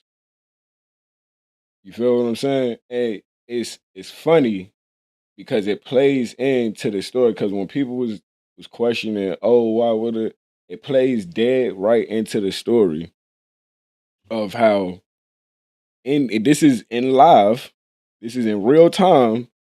When the story broke, when Obama supposedly killed Osama bin Laden, and his body had posted on the internet, you remember everybody was breaking the photo down and showing how it was photoshopped and all of that shit. And all I'm saying is, it's funny how that plays into that. You feel me? They all guilty. Disney, Viacom, Paramount, Skydance, News Corp, factuals. They all guilty. It's the media. The media. I mean, I hate to say it because shit, I'm the media. Damn, what the fuck? I done fucked around. I'm CM Punk now. Shit. I became everything I hate. Damn, I'm CM Punk. Shit. Hey, hell no, I don't even trust what they translated. Facts. Drake got a whole chain of failed engagement rings. Crazy work. My mom questioned that. My mom was like, why would you even like? You're just showing the world how much of a failure you are. Like, who does that? I'm gonna be for real. My mom think Drake's gay. I'm not even gonna hold y'all. My mom's 57 years old. She thinks Drake is gay. No cap. Drake is pathetic. Oh, shout out to Beautiful Leo. Good morning, Beautiful Leo. I ain't even see you jump into the chat. How you doing today? Drake is desperate and he can't maintain a relationship and he needs to create a facade. Factuals. Factual. Man, look. You know, my favorite rapper said it. My favorite rapper said it. T.I. You know, I told you I got a big five now. I got a big five. I told y'all on one video. I'm not going to get into it now, but T.I., favorite rapper, bro. He said it, bro. It'll break your heart to see your favorite rapper lame as hell. This is the problem, though. This is the problem. T.I. said that back when the world was realer, when the world was more realistic than your average celebrity. You feel what I'm saying? Nowadays, bro, nowadays the fans are just as delusional as the celebrities are. So they see their favorite rapper lame as hell. They turn to lames themselves. It's like, oh well, shit, that's the thing now. It's crazy. It's like 6ix9ine, bro. 6ix9ine, he created a wave of snitches. Let's be for real. In real life, fuck like this celebrity shit. No, like in real life, like 6ix9ine created a whole wave of snitches in real life. You feel what I'm saying? Like, let's keep it all the way funky. You know what I'm saying? Corporate media is what we referring to. Oh, factual. But hell yeah, let All me this let buffoonery, Charles guys. cook right quick. I don't know Give if me you know, 1 but your second. boy Blueface trying to go back to prison. Your boy been out a couple months. It ain't been that long. I've seen more clips, guys. I remember saying, guys, ain't it refreshing? I don't wish nobody. I'm not that guy for wishing prison. I don't wish nobody prison unless you really deserve it. But if you happen to end up in there for something you did, right? I don't wish nobody to end up there. But if you happen for some reason to end up there, and things get quiet, right? It's quiet uptown. I like it uptown. If you go to prison and things get quiet for a while, I'll take the peace. Blueface went to prison, guys. Blueface went to prison. It got quiet. Even Krishan Rock was out here.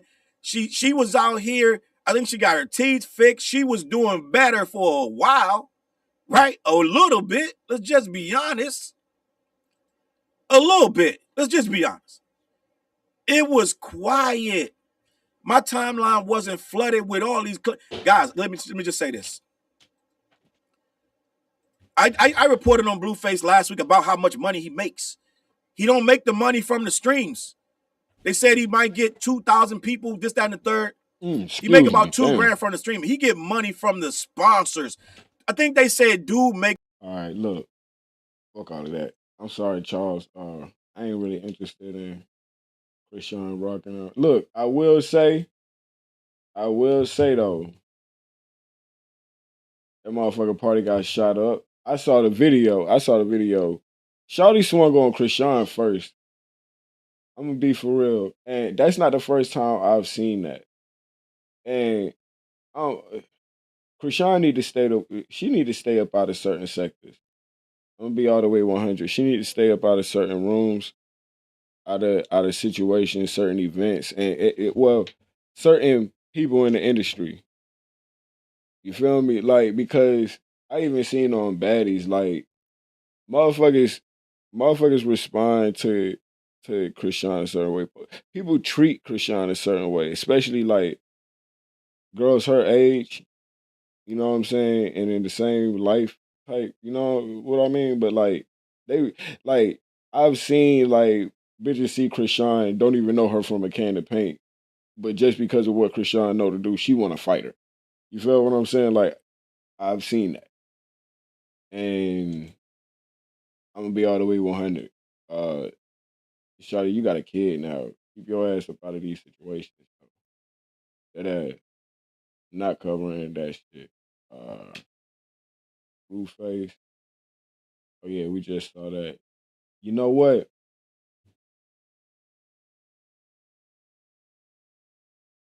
That's what I want to check out.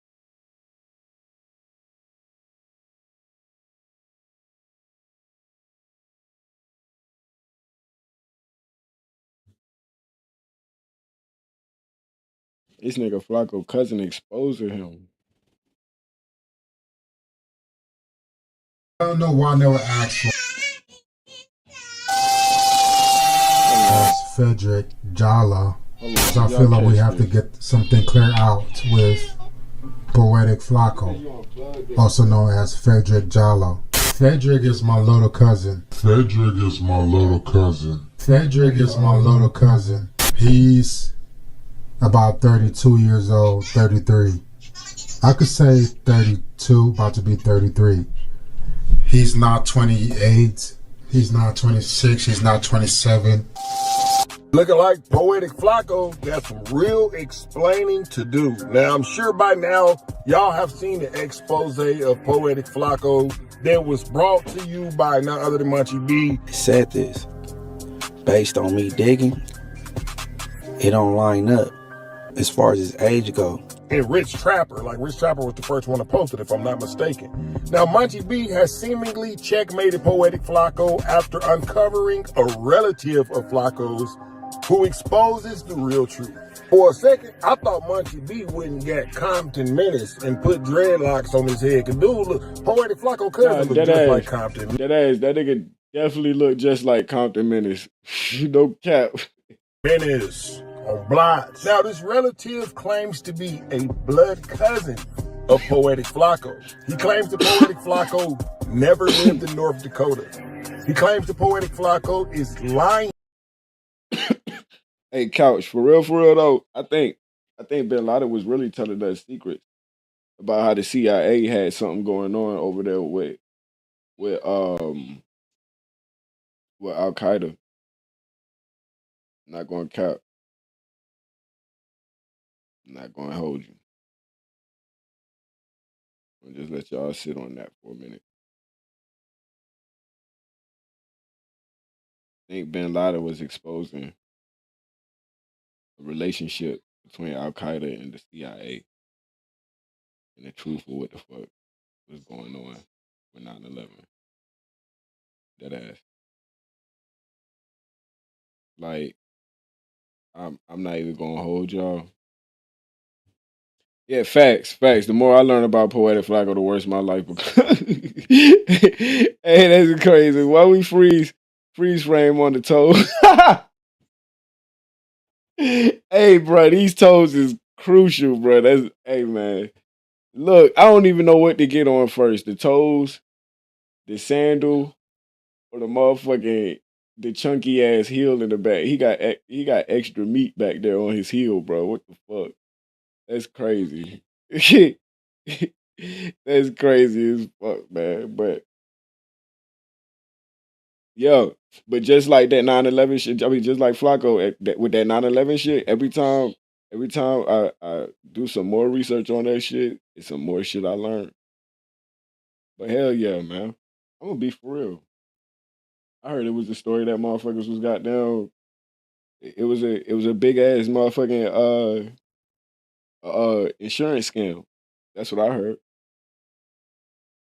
And by the end of it all the loose ends got tied. If y'all know what I mean. Somebody wiped that nose. You feel me? But yeah, I heard it was all an insurance scam. Insurance claim scam. You feel me? But I hate to, like, it's crazy. Like, I hate to, like, you know what I'm saying, say some shit like that. Because we talking about, like, thousands of lives being lost during that shit. You feel me? It's like, what does that say to the people? You feel me? At the end of the day, what does that say to the people who lost these people? You feel what I'm saying? Like, oh yeah, Gaddafi, bro. Bro, I'm not even gonna hold y'all. I'm scared to talk about Gaddafi. I'm scared to talk about Gaddafi even, like, in public. No cap. I'm scared to talk about Gaddafi. But yeah, man. That shit, you talk about all those people lost, man, that shit don't really tell them shit. You know what I mean? That only makes it worse. Let's be for real. Let's be all the way for real. Exposing the truth of 9/11 only makes it worse for the people who lost all those lives in that situation. You feel me? All those people that lost family, friends, sons, wives, mothers, daughters, fathers, uncles, cousins. You feel what I'm saying? Like, that shit only makes it worse for those people. You know what I mean? It's like, oh no, your family didn't die in a freak accident. They died because the government wanted to goddamn claim trillions of motherfucking dollars in insurance claims. That don't do shit for them. Ain't shit for real. But yeah, these toes right here, golly, boy. About his real age and that he is indeed actually 33 years old. Now, these are allegations. Hey man, what the fuck wrong with being 33? Bro, we look good in our 30s, bro. I ain't even gonna hold y'all, bro. We look good in our 30s. I don't see nothing pro. Hey. Hey. Hey. Hey. Hey, man, we out of this, man. Everything that is being said by I ain't got time for this Hudson today, cousin man. of Poetic Flacco is an allegation, but this is, and I gotta say that, you know what I'm saying, for legal purposes. Now, Poetic Flacco's alleged cousin knows a lot of information that only a family member would know. He speaks about Poetic Flacco's wait till you get to father. this story. At the time, it was like 5 young kids living in a house with an adult man who really didn't care about his kids at all. That's how it was. What's going on, Porcupine 24? Or the family. Being deported back to Liberia after owing the government of the United States of America $300,000 in back taxes. He ran. Damn, boy, your daddy got caught up for tax evasion, shawty. Woo-wee. He bought a plane ticket and he left the United States. So that was the last time I seen my uncle. Done. And then he just left his kids randomly. Deadbeat. Boy, your daddy was a bitch ass nigga too, bro. That's crazy, bro. That's crazy. I said this on another video. Dead ass. When you look at a lot of these niggas, bro, you can tell they daddy wasn't shit. Dead ass. Or any man in their family wasn't shit, bro. You feel what I'm saying, bro? I'm gonna keep it all the way 100. A lot of these niggas, they come from families that's held together by women. You feel what I'm saying?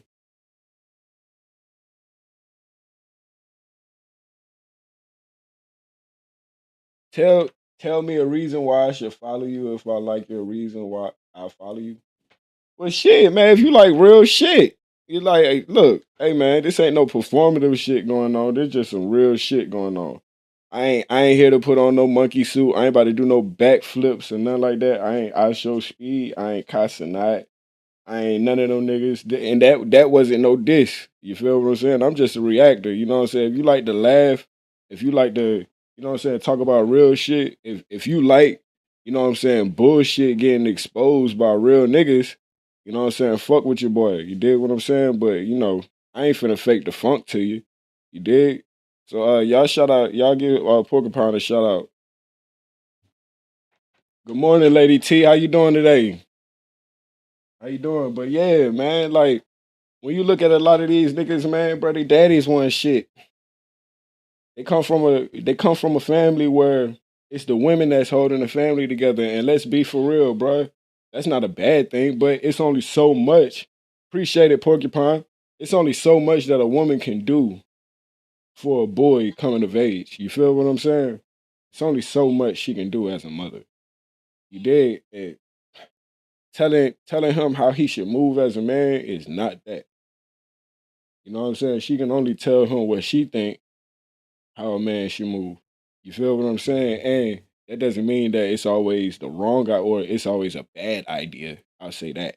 You feel me? I'll say the bad. I'm not gonna say the wrong idea. It's not always bad idea, but you feel me? It's only so much. You know what I'm saying? She could teach him. You dig? Especially coming from a situation where your own mother didn't even fucking raise you herself. That's a totally different motherfucking animal. You dig what I'm saying? So, like, I mean, you feel me? Oh yeah. Yeah, Miss Hummus must be running her business. God damn, she must be the manager. She must be the manager. That ass. He says that Poetic Flacco's father was actually a degenerate citizen that was not an official United States citizen. Boy, you over here talking all this shit. Nigga, you ain't even a victim of ICE. Let's be for real. You're not a victim of ICE. You're not a victim of ICE. Your dad broke the law while he was a citizen and got deported. So, like, let's, like, tethering.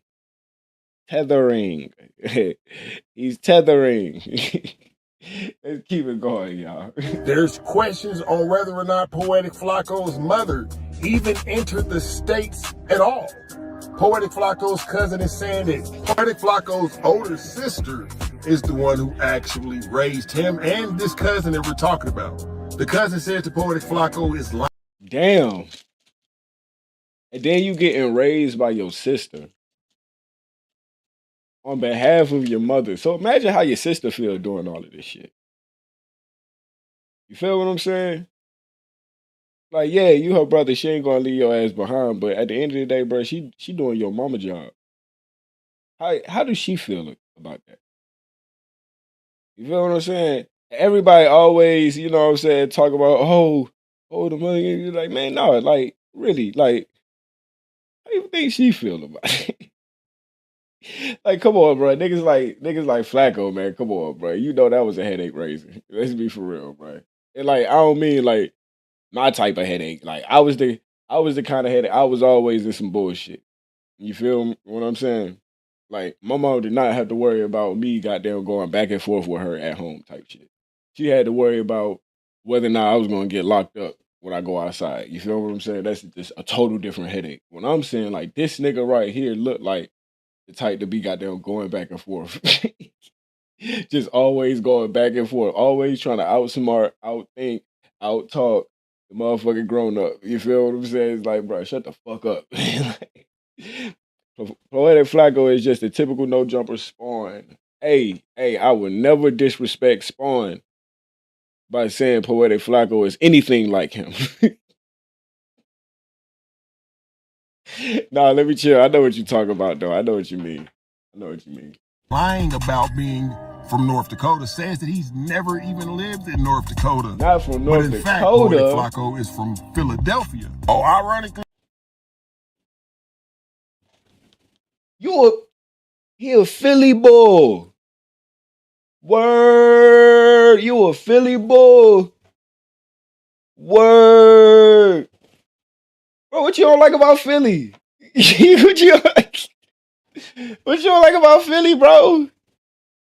What they said? They said they ran that nigga up out of Philly. That nigga been goddamn claiming on Dakota since, bro. What the hell? You a Philly bull. Enough, you know, the fans remember everything. Fans are starting to bring up the time where Genevieve's Almighty Suspect and Lush One got a phone call from somebody out in Pennsylvania saying the Poetic Flacco was from Philly. And Poetic Flacco... Damn, bro. He a Philly nigga. He over here goddamn wearing motherfucking LA Rams jerseys and shit. Nigga, where your 76ers at, bro? What are you talking about, bro? What are you talking about? Where your Tim Thomas at, bro? Where your Eric Snow at, bro? What is you talking about, bro? Where your Derek Coleman, bro? Where your AI at, my nigga? What is you talking about, bro? Where is it, bro? Where your throwbacks at, bro? What you talking about? Where your throwback Sixers jerseys, nigga? Where they at? Where they at? Where they at? You a Philly boy. You not from North Dakota. You not from North Dakota, bro. What the hell is going on, bro? What the hell?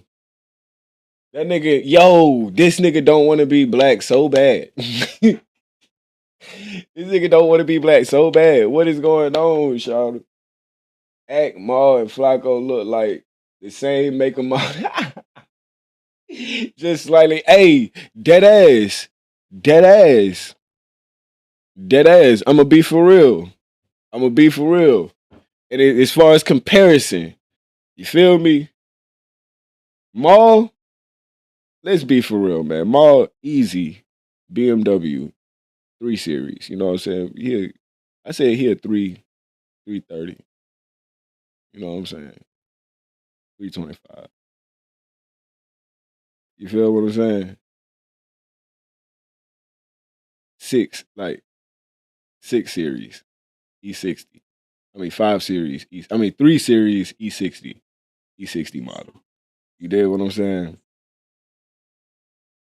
Definitely. Maul is definitely a 2007 325 BMW. You feel what I'm saying? DJ Academics is a motherfucker 2000 a 2011 Volkswagen Jetta.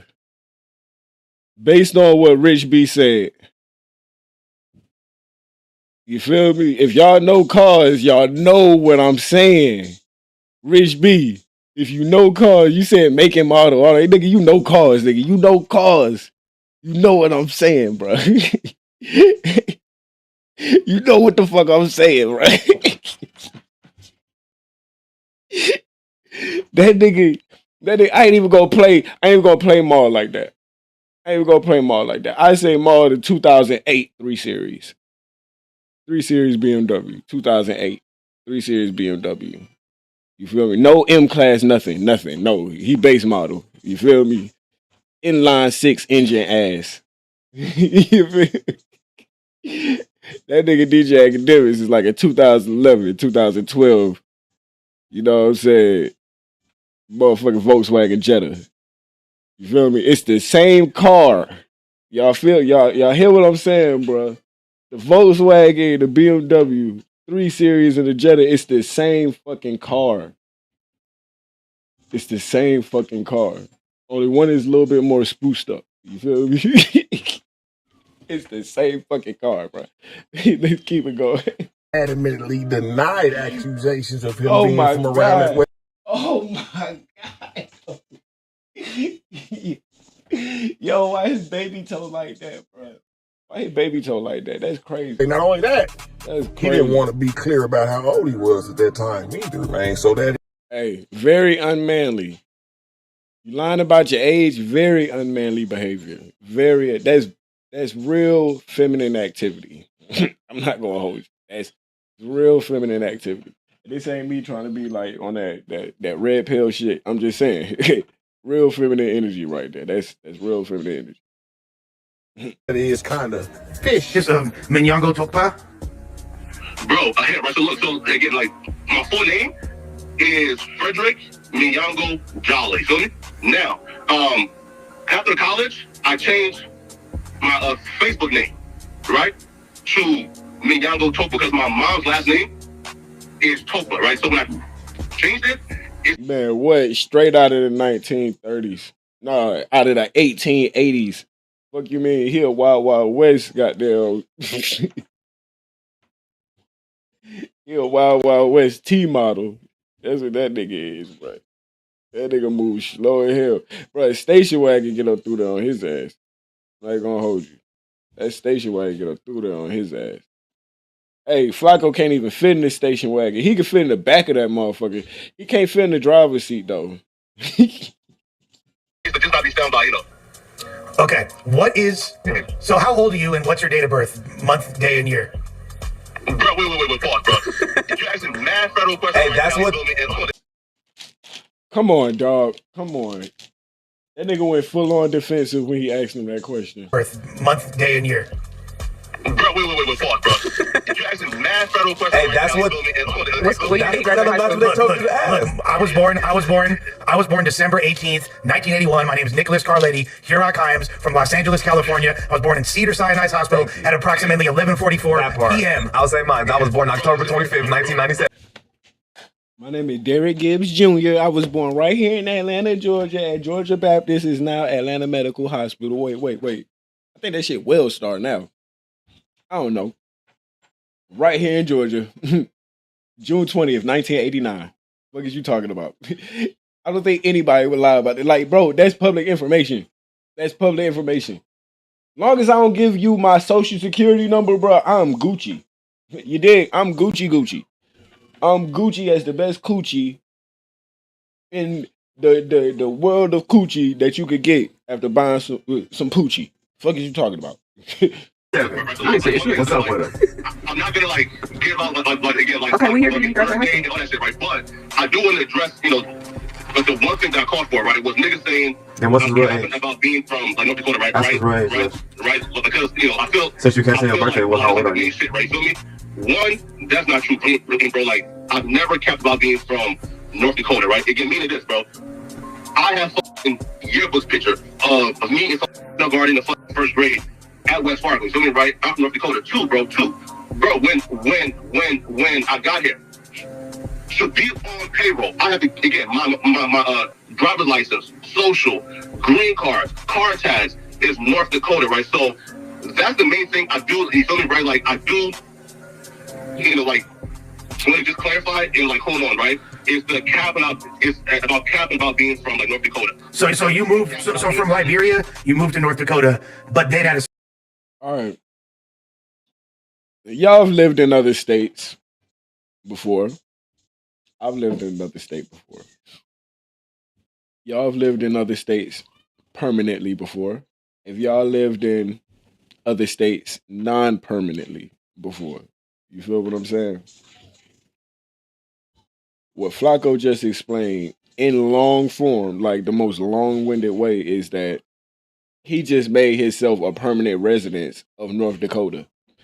So yeah, of course, you're able to get your vitals and shit from North Dakota, but you made yourself a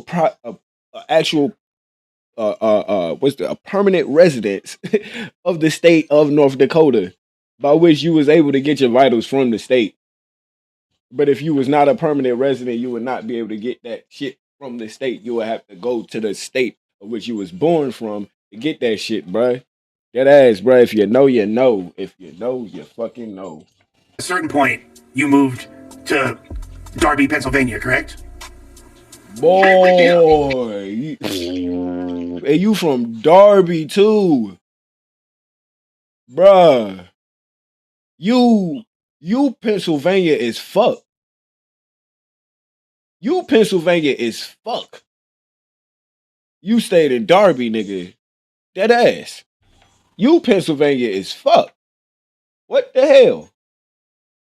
So did you go to middle school and high school from 7th grade till you graduated at No, hell no, right? Not right.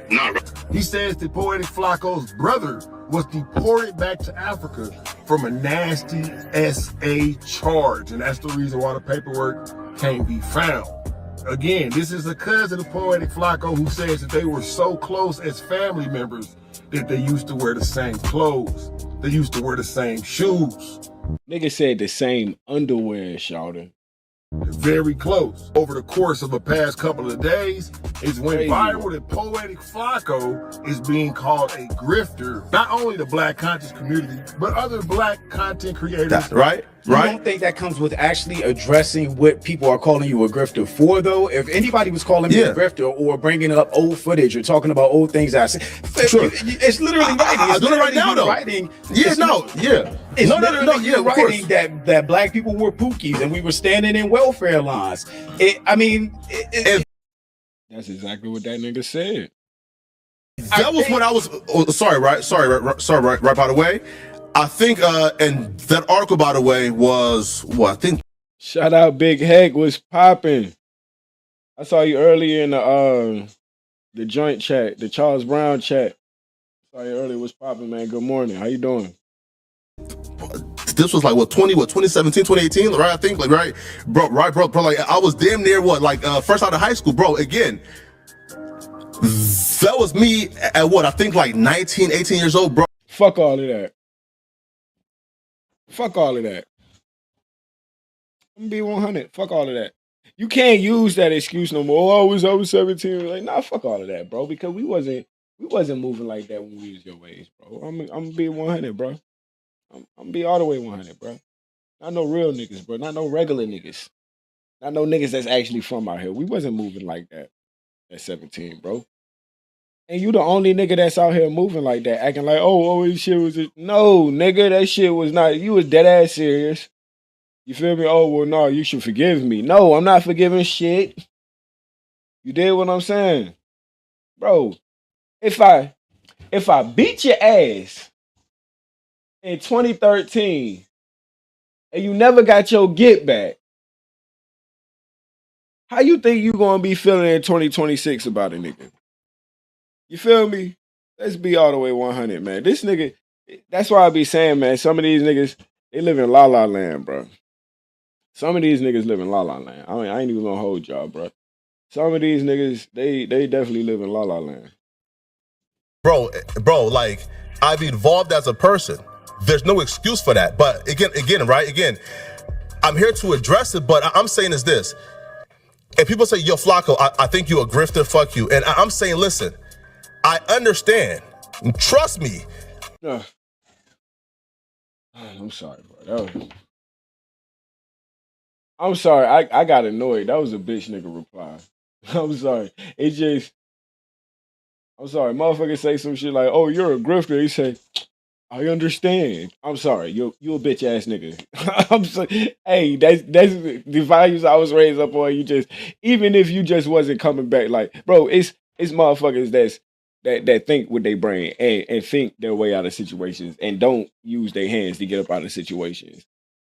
That would goddamn come up with a better fucking comeback than that shit, bro.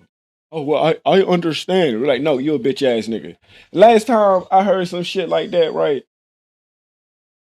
I heard. All right, so it was a situation. Good morning, Dot's favorite center. It was a situation back in the day where like it was a white kid, right? And apparently he was dissing everybody else in the team. You feel me? So instead of like, treating it like niggas, we brought him to the table like, hey, bro, like, what's going on? You feel what I'm saying? You been talking shit about everybody. Like, hey, it was a situation I was fucking with a chick back then, like, and he was trying to backdoor me type shit. You feel me? So like, what's really going on? You know what I'm saying? So niggas was saying what he was saying right there in his face, so he couldn't, you know what I'm saying, fight it. You know what I mean?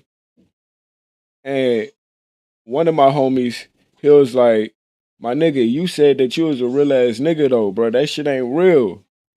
Guess what the nigga said back? He said, bro, I never said I was a real ass nigga though. Bro, I heard that shit. I stole right off in this shit, bro. I ain't even gonna hold y'all, bro. Hey, don't worry. This was like 15 years ago. Do not worry. I stole dead ass in his shit, bro. I'm not even gonna cap. I got right up on I got right off in his shit. Like just, bro, I heard that shit, bro, and I just got so fucking mad. Just, pow! Dead ass, bro. Just right off in his shit, bro. Like, what the fuck you mean? I never said I was a real ass nigga. What? What? That means, bro, you ain't standing on nothing. That means everything these motherfuckers saying about you is true, my nigga. You feel me? So you all the way opt out, bro. Pow. Pow, right there. Stole straight off in this shit, bro. Like, you just can't say no shit like that to me, bro. Like, what? You're not going, A, stand on this shit, bro. And two, you're not even going to fucking defend yourself. You feel what I'm saying? It's like, bro, like, that's just bitch nigga activity, bro. That's a bitch ass nigga. And I'm gonna be for real, bro. Bitch ass niggas is niggas that bring down nations. I'm not gonna hold you. Look through history. Every single losing battle is because of a bitch ass nigga. And that's on all sides. All sides of the history of war. Every loser of battle, a bitch ass nigga had something to do with that shit on their side. You feel me? Like, I'm going to keep it all the way funky. I'm gonna keep it all the way funky. What you mean? Like, you're a grifter, you ain't shit. Oh, well, I understand that you feel that way. Oh, this nigga a bitch ass nigga, bro. I ain't hear this. I ain't hear this shit at all. Oh, a new one, no. We got a story revisit. We got a story revisit for one of last week's episodes. Y'all remember I covered the Hollywood YC, the Pee Wee Roscoe situation. You feel me? It came out that Pee Wee Roscoe, quick little history. Man, what the hell? What the hell? What the? And 1 out of 2. What the hell?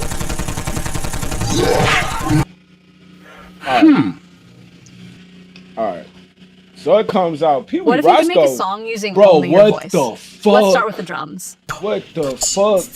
Look. Hey, just because I saw a white girl blonde on TV, I just got reminded, man. Look, man, let's have a moment of silence for Hayden Panettiere. Panettiere.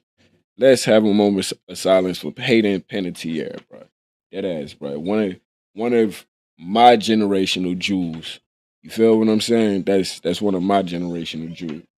You feel me? So rest in peace to her. That ass, man. Rest in peace to her. That's on. I look. I saw the white blonde chick. I just thought about Shawty, bro. You feel me? Yeah, man, that shit's crazy. Lil Wayne bus shooting. A state judge must decide whether there is enough evidence. Oh yeah, so Pee Wee Roscoe a rat. I'm saying it right now, bro. Pee Wee Roscoe is a rat. After all the shit he was popping on Woody, after all the shit he was popping on Hollywood YC, after all the shit he was popping to the rest of the world, talking to all of us like we too stupid to understand the justice system because we just like him and we don't read. That's what he thinks about us as viewers. You feel what I'm saying? That boy a motherfucking rat, man. Straight up. That boy is a rat. And we about to find out. And woo, shout out to Seti Nash, man. Young Thug attorneys back in court over Lil Wayne bus shooting. A state judge must decide whether there is enough evidence for the 10-year-old case involving the artist Birdman to proceed to trial. Man, what? Atlanta CN. That's for Seti Nash, in case y'all didn't know. Attorneys for Grammy Award-winning hip-hop artist Young Thug were back in court Monday, nearly 2 years after he entered a no-contest plea to racketeering charges in Fulton County. As a part of Georgia's longest criminal trial, this time, however, they're in neighboring Cobb County to fend off a lawsuit from a tour bus driver for Dwayne Carter. I called 911. Let me ask you this. You said that the passengers on the bus were screaming. As the bus driver, did you start screaming as well? No, I couldn't do that. Why not? Because I had to maintain control and professional safety for. Once I got on 285, within minutes, that's when the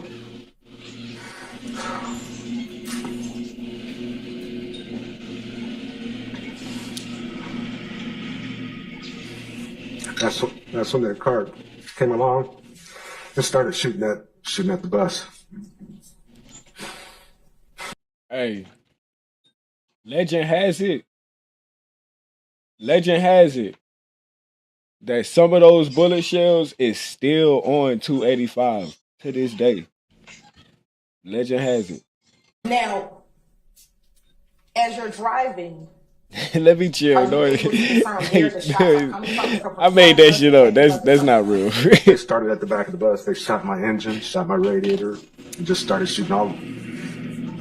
What's up, kiddo? Down the side of the bus.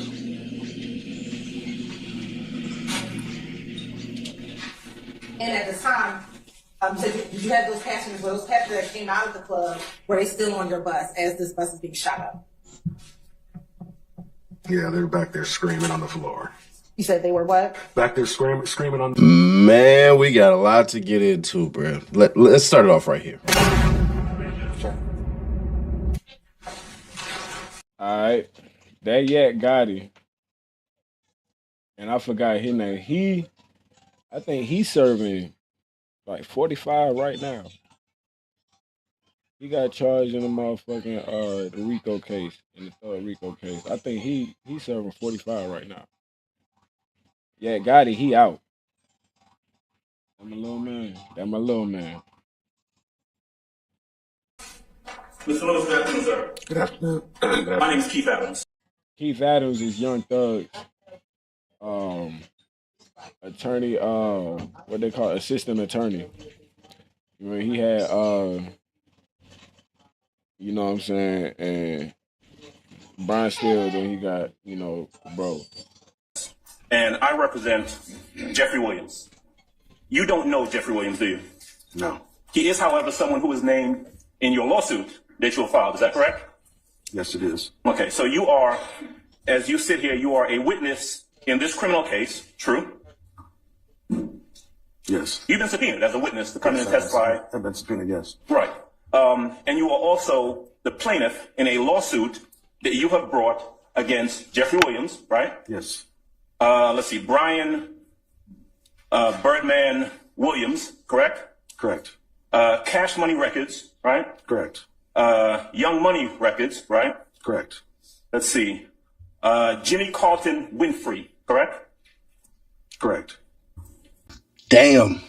How did we get here, though? There was one hidden real rat before anybody did anything, and his name is Jimmy Winfrey.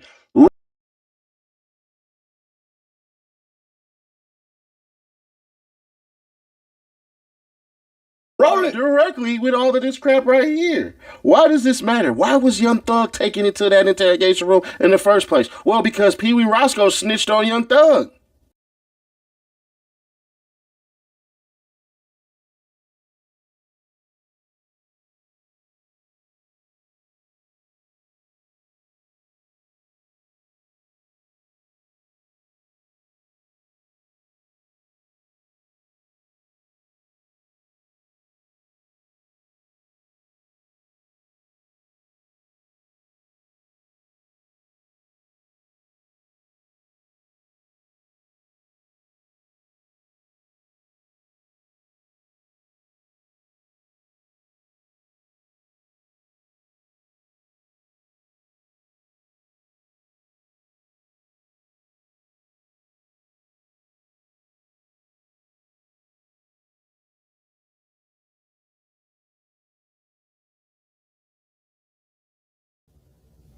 Wait, what?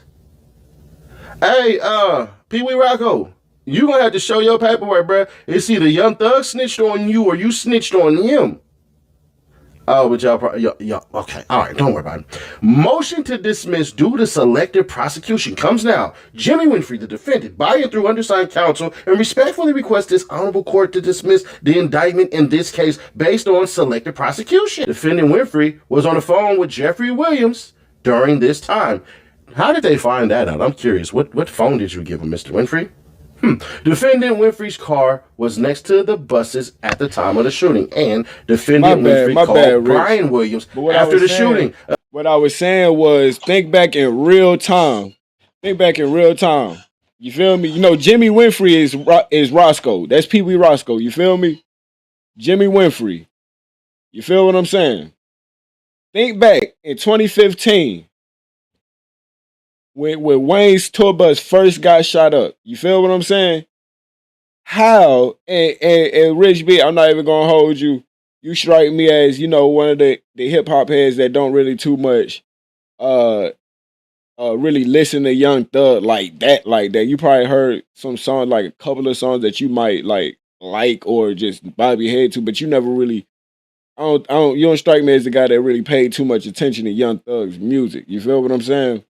But when all that shit went down, think about how did we all get hip to Birdman having anything to do with Lil Wayne's tour bus getting shot up in the first place?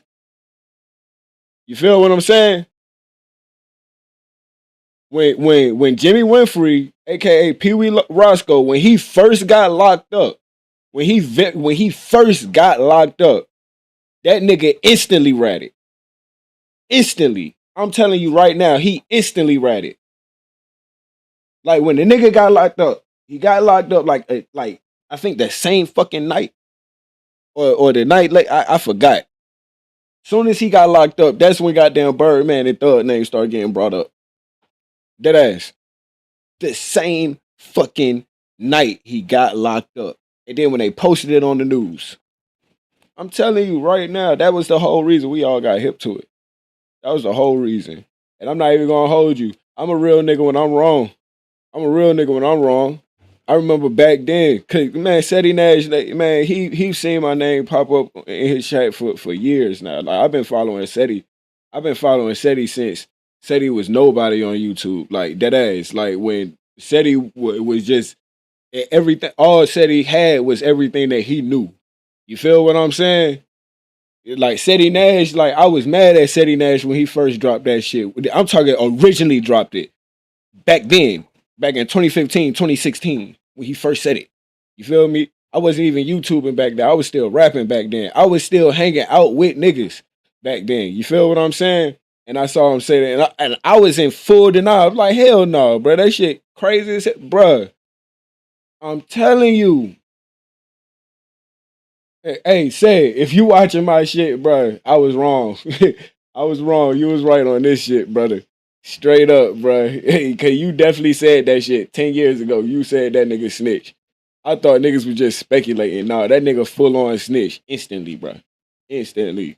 Essentially, the government asserts that defendant Winfrey carried out Jeffrey Williams' threat against Dwayne Carter by shooting at the buses. The indictment implies that Jeffrey Williams, Brian Williams, and defendant Winfrey were accomplices in this criminal activity. Furthermore, the indictment alleges that both Brian and Jeffrey Williams were involved in the racketeering activity of defendant Winfrey, which culminated in the alleged shooting, in spite of the state's own allegations.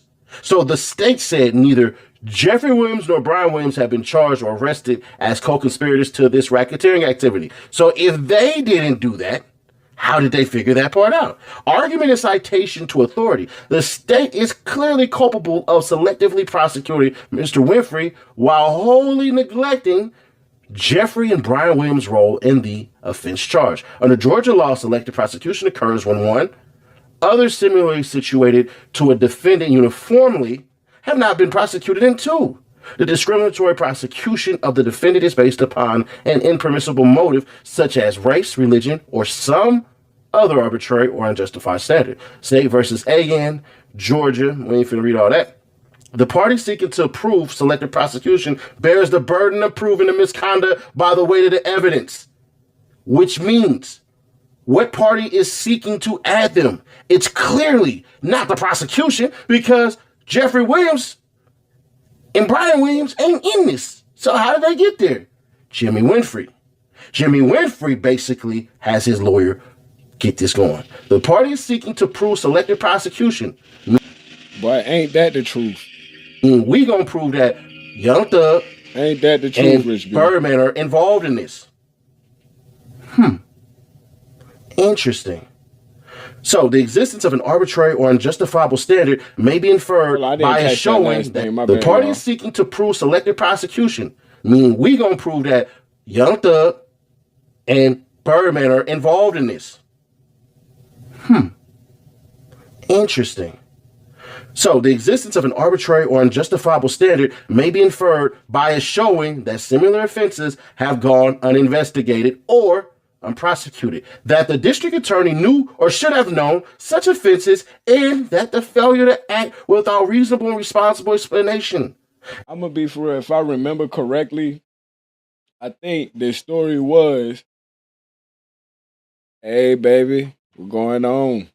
But if I remember correctly, I think the story was that part of Pee Wee Roscoe's statement was that he was going to do that and take the rap for it, and Birdman and Thug were going to take care of his ass while he was in prison. I think that was the story, but I could be wrong. But if I remember right, I remember statements of this nigga coming out. You feel me? The nigga done served time behind this shit.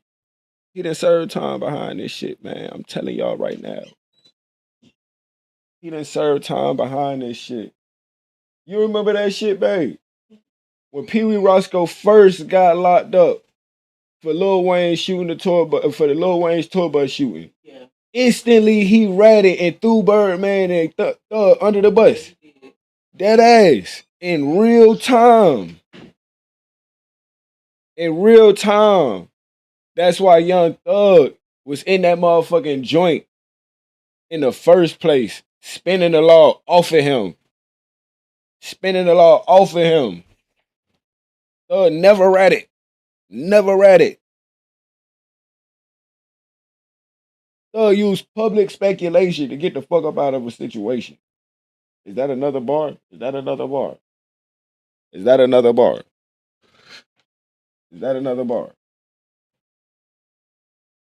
He said, you think anybody goddamn got a problem with Lil Wayne? He said, hell no. The only thing I know is goddamn him and Birdman got this little situation going on. But that's business shit.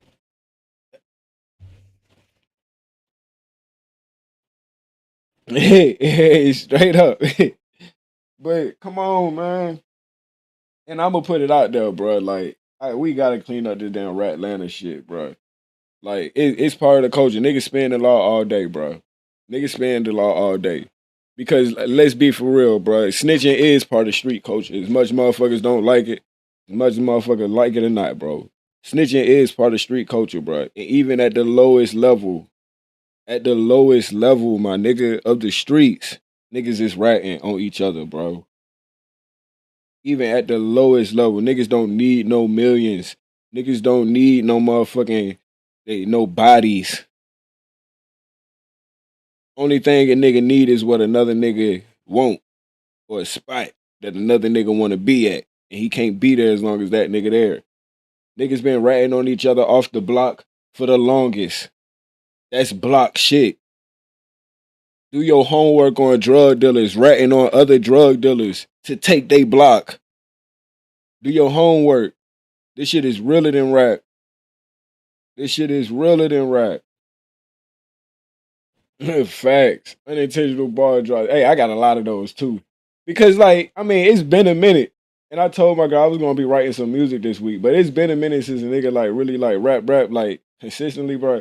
I still like sometimes rap when I talk. I'm not even gonna cap.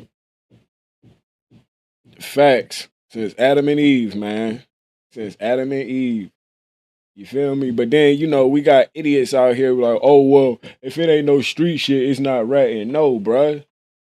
For as long as human history, nobody likes a tattletale. Nobody likes a tattletale. Even motherfuckers that ain't doing shit wrong. It's like, oh, you one of those people that like tell everybody business. I ain't kicking around you. You feel what I'm saying? Nobody likes a chatty patty. Nobody. So like, come on. Like, let's keep it all the way funky. You do not have to be in the streets for a nigga to be ratting on your ass. You feel me? Like, straight up. Niggas rat on each other for goddamn spots at the job. It's crazy, right? Man, slaves. Slaves, my nigga, was ratting on each other because they want to work on the part of the field that's closest to the house. Am I lying? Hell, let's be folk. Let's keep it $150, man. Let's keep it 100 bricks. Kanye can say slavery was a choice. I can talk about the realities of slavery. I can talk about colorism. I can talk about all that shit.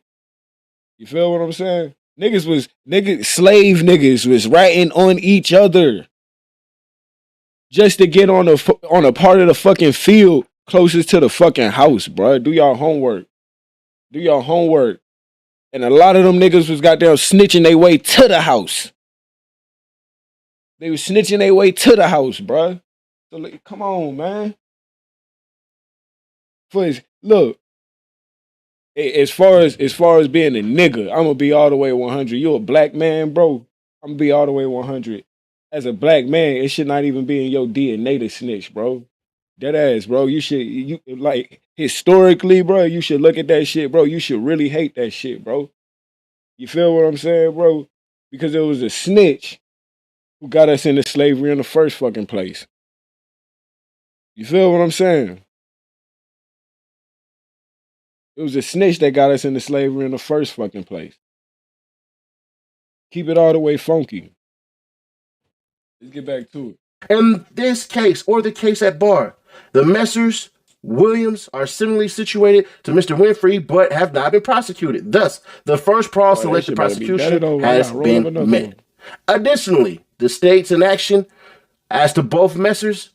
Williams demonstrative that its prosecution of Mr. Winfrey is impermissibly based upon an arbitrary standard. First, Brian Williams' financial dispute with Dwayne Carter is what ultimately led to the shooting. As such, Brian Williams should be held as liable as a party to the crime.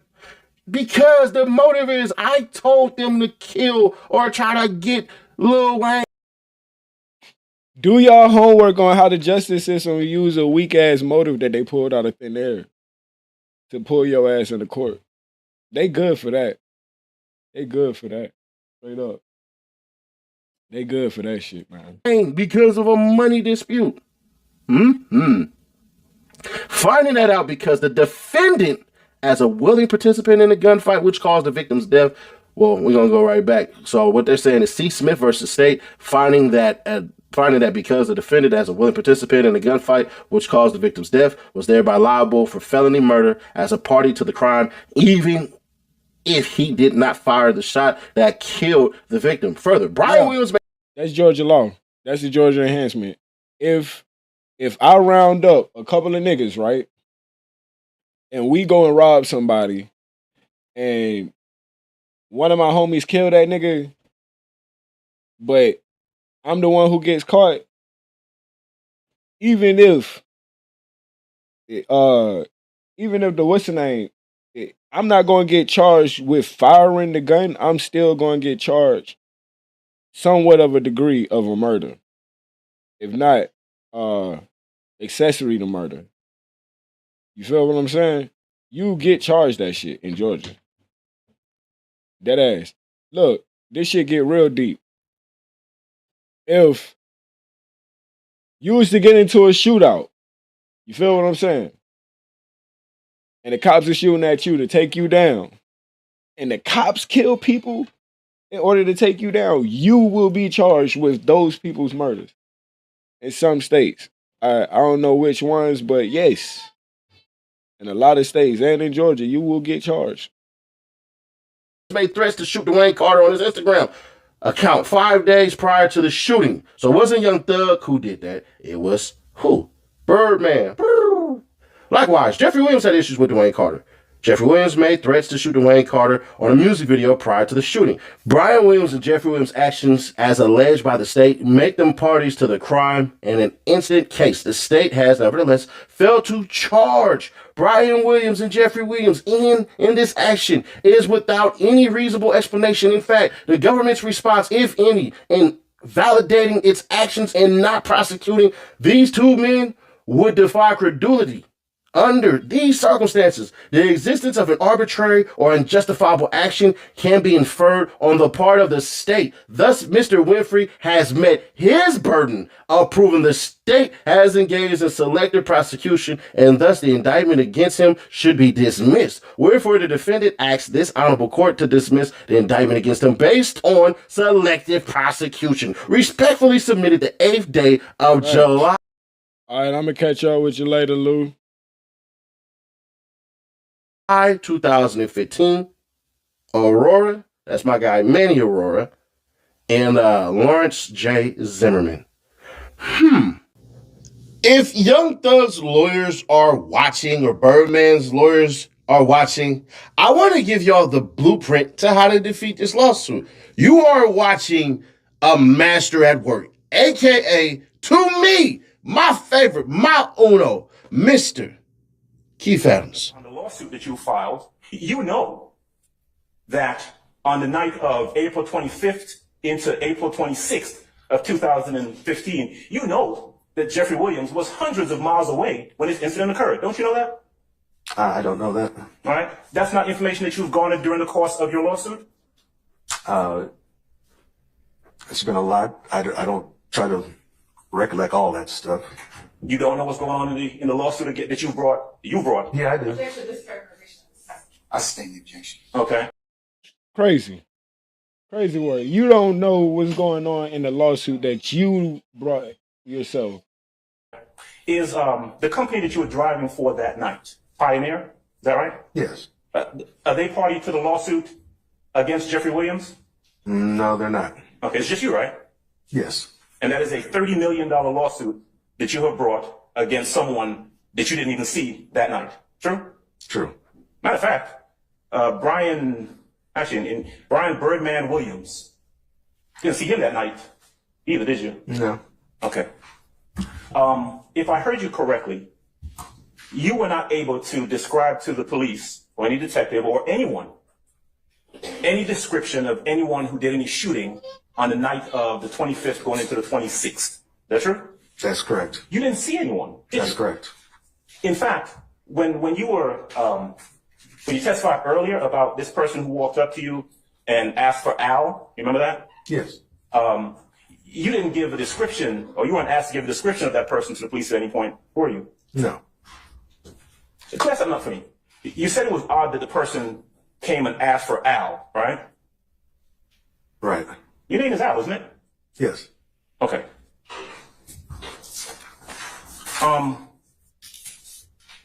And today is not the first time that you have been called upon to give testimony about the incident of the 25th and 26th. Is that true? This is the first time I called to testify, yes. Have you had a deposition as part of your $30 million lawsuit Yes, against I have. Mr. Williams? Yes, I have. Okay. And in that deposition, you were asked questions by attorneys, correct? Correct. And you were asked to recount the incidents or the incident on the 25th going into the 26th. Is that true? Yes. All right. And you were able to recount and give them as many details as you could remember from that night. As I remember, yes. All right. Now, this is 2015, or the incident is 2015. So we're talking about 9 years. About 9 years ago. Is that true? And it's fair to say that it's a very traumatic incident, right? Very much so. So much so, I mean, obviously, I've noticed that you've been upset. You were crying out. You were upset, I understand, as you've been testifying about this. Isn't that right? Yes, it is. All right. Now, the 911 call that we heard a little bit earlier, true to say, that was you on that 911 call, right? Yes. And you were able to hold it together. You were very calm when you were making that 911 call, true? True. You were able to give whatever details you gave during that 911 call very calmly while the bus was being shot at, right? Yes. Okay. And I heard, you tell me if you heard the same thing, on the 911 call, when you were giving the description about this white car and a white truck, there was someone in the background who was kind of telling you, hey, why that look like Hernandez Govin back there? Let me chill. yeah, it was a white car or something like that. Do you remember hearing that? Yes. Okay. Who was that person that was talking to you at that time? Probably was Jim. Probably? He was the one next to me. There was like 12 people on the bus, so I'm not sure who was the one behind me in my ear, but it probably was Jim, which was next to me. That would be James Mulvey, right? I don't know his name. I know him from Jim. I don't know. If you're running your own business, you need Symphony. No disrespect to Brian Steele, but I wish Keith Adams had jumped on the case with Brian Steele because to me, EJ and Keith Adams had the coldest cross-examinations. Then my guy Dougie Fresh, yeah.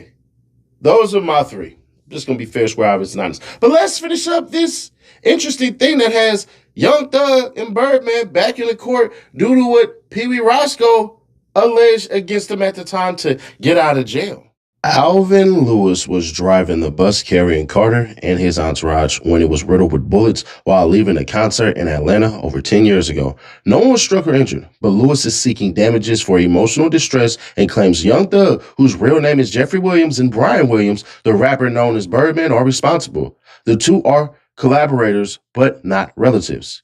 But the rappers argue there is no direct evidence or eyewitnesses linking them to the gunfire or showing that the April 25th, 2025 shooting was carried out by one of their employees or agents. Instead, Lewis relies solely on prejudicial evidence about gangs and speculation over a dispute between Carter and the other artists leading up to the attack. Attorney Jeffrey Riley said, Lewis attorney Jeffrey Gurwitz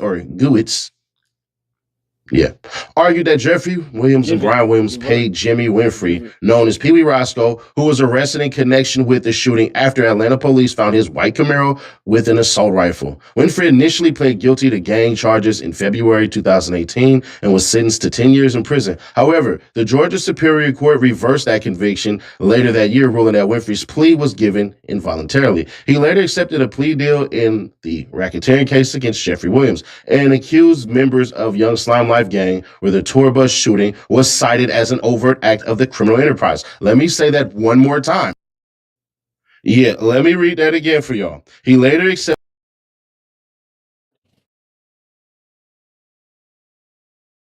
Y'all see it right here. Y'all see that shit right there.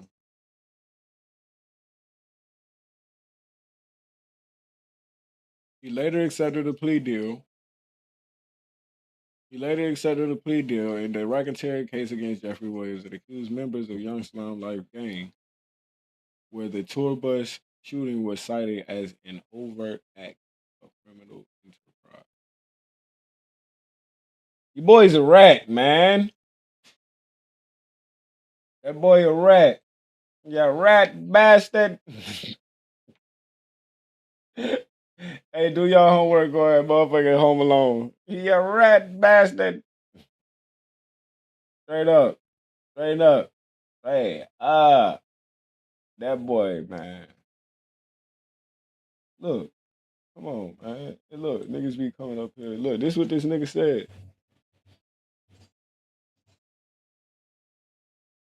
Hold on.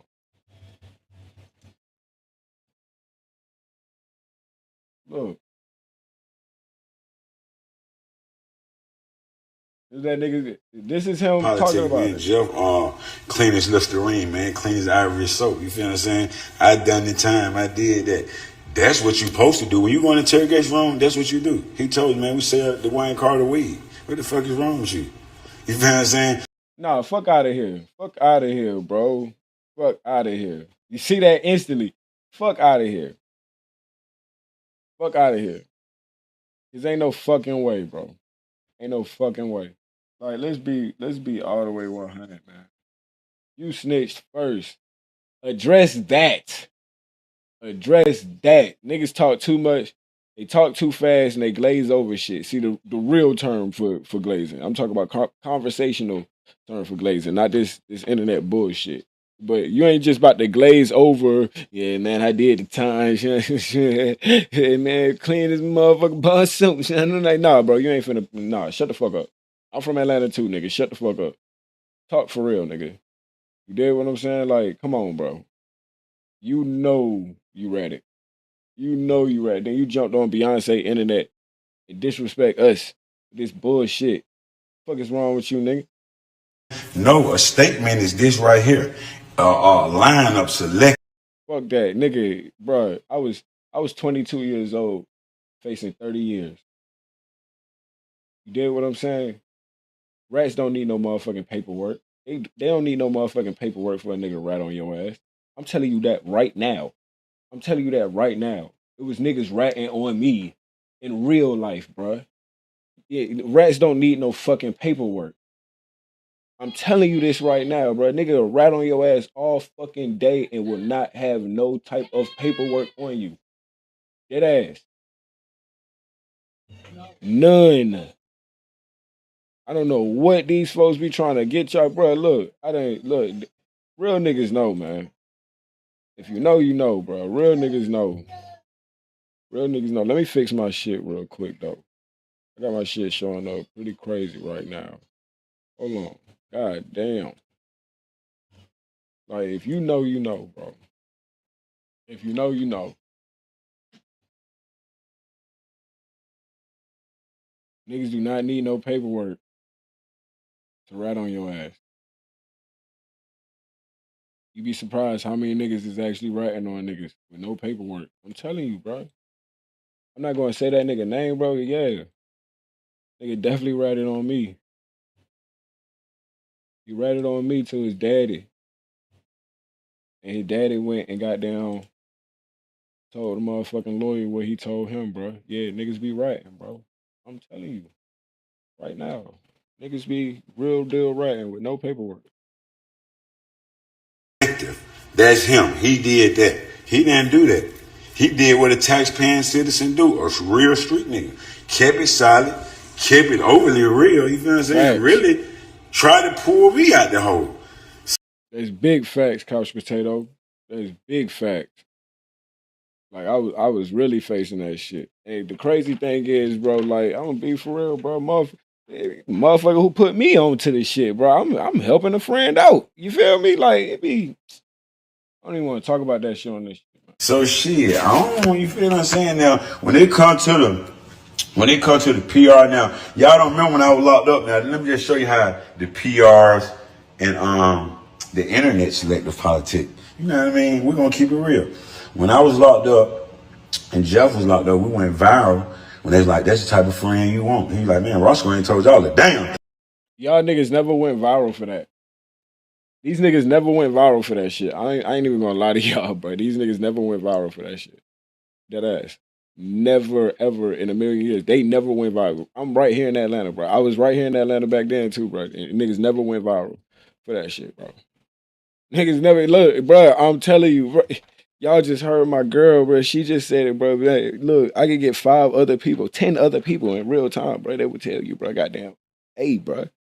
The nigga instantly, that nigga Roscoe was a rat. That ass. Niggas knew that he was a rat before all of this shit, bro. You got that white shit all up on your mouth, bro. That's crazy work, bro. That's crazy work.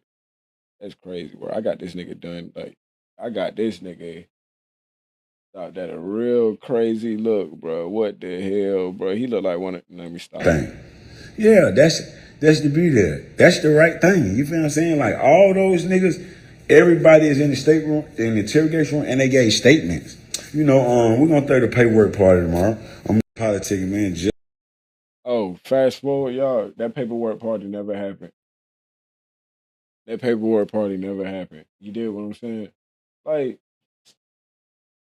let's go. Let's go. Let's go. So we could take it back. We take it all the way back. Let's take it all the way back. Right.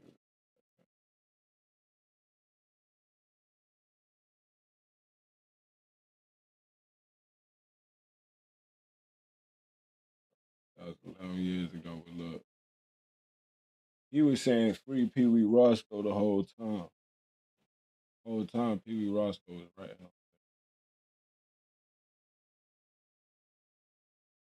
Look, boom. Listen to this shit.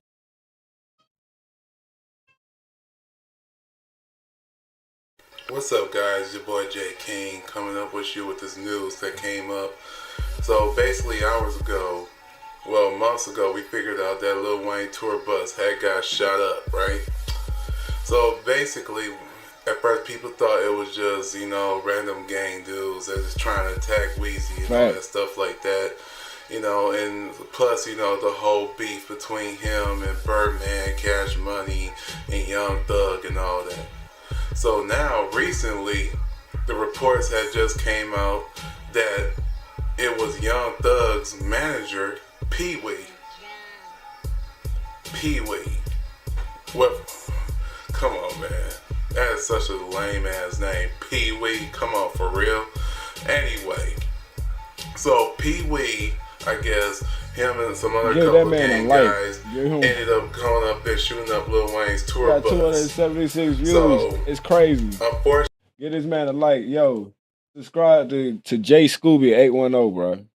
You feel what I'm saying? It's crazy. Cause this shit right here ain't nothing but a time capsule, bro. You see how we just found bro's video?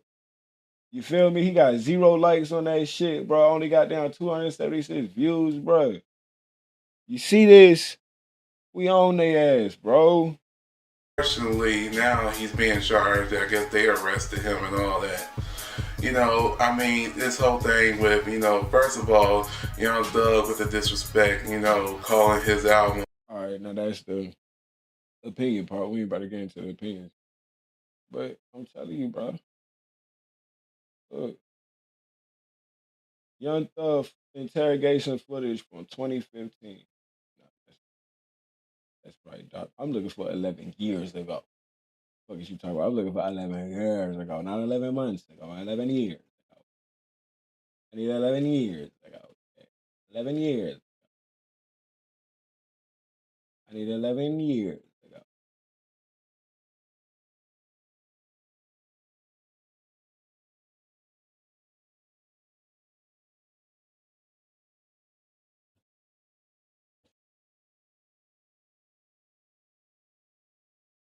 Okay. Yeah, DJ Academics is the one who covered that shit. Damn, I gotta cover this nigga shit. That's your boy DJ Academics, and check it out, man. Because after taking a weekend to smoke some weed, sip some lean, you know what I mean? Look at that nigga. That nigga look like a crackhead. I'm not gonna hold y'all. This nigga's dead ass 100% crackhead. Course, pop some mollies. Basically, the guy who's accused of shooting up Lil Wayne's bus, okay? And that is also, coincidentally, the road manager of Young Thugalicious The road manager's name is Pee Wee. His real name is Jimmy Winfrey. Now, basically, he decided today, like, fine. I guess I should turn myself into the police and see what the fuck they want me for. Because apparently, I guess I gotta go to jail for shooting up that nigga Lil Weezy's bus, okay? Now, he shows up to the police station in a goddamn chopper suit. You could see it on your screen. Now, basically, he's charged with, and since they finally got him in custody and read out his charges to him, he's getting charged with criminal damage, okay? He's getting charged with terroristic threats, aggravated assault, discharging a firearm on a public street, also operating in a street gang recklessly. See, and just to touch on this, man. This back when I actually liked DJ Academics, bro. Like, this when DJ Academics actually had quality content. You feel me? Like, all of that shit just stopped. Like, now that nigga's a fucking sucker. Fuck that nigga, bro. But, you know, now we see that he always was a fucking sucker. Bitch ass nigga, man. Fuck that nigga. Conduct and also having a firearm as a felon. Now, basically, that's 7 charges, 5 felonies, 2 misdemeanors. And pretty much, man, listen, he's not going to be getting out of jail because he's held without bail until a judge actually sees him. Who knows? Who knows if he'll get out, period. He's already on probation from another case that was in Florida, so that's going to complicate the situation. Now, if you guys don't know, this is a guy who was identified to be the shooter, apparently, according to police, okay? They said initially when they put the report out, because they were looking for him for a little while, right? They said he did this supposedly solely for clout. Come on. That's the best fucking reason you could shoot up a bus. For clout. Now, they're saying that he was trying to get a higher status in his gang. Apparently, this guy's a blood. Remember bullying at the basketball game? Dressed him ball main? Pee Wee Roscoe is not a blood. Remember Young Thug, Lil Wayne, and even this guy? They're bloods, okay?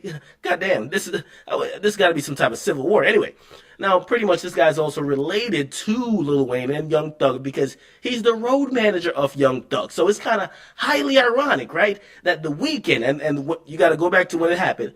The weekend that this happened was the weekend that basically Young Thug said he was going to have his release party in Hollygrove. Hollygrove goons came out and saying, if you come here, bruh, you will get hurt severely, okay? Basically, he didn't come. However, Lil Wayne showed up to Atlanta to perform at a club named Compound. Now, Lil Wayne killed it inside. However, somebody was on the outside trying to kill him. Shot his tour bus up. And apparently the guy who did it is this guy in custody now. So we'll see, man. Listen.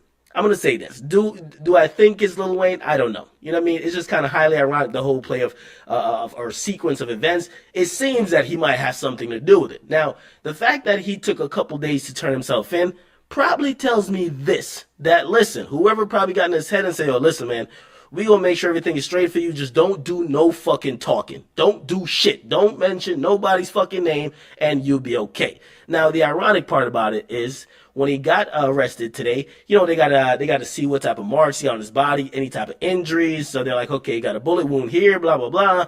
They see a tattoo. There's a tattoo on his body that says death before dishonor. Ain't that a motherfucking bitch? A couple years ago, he's in the studio with Lil Wayne. Now he's shooting that motherfucking Lil Wayne. Really? Death before dishonor? I guess not. I guess it's dishonor before any goddamn thing. Anyway, you guys get in the comment box. What do you guys think about this? Do you think Young Thug is linked to this? Okay.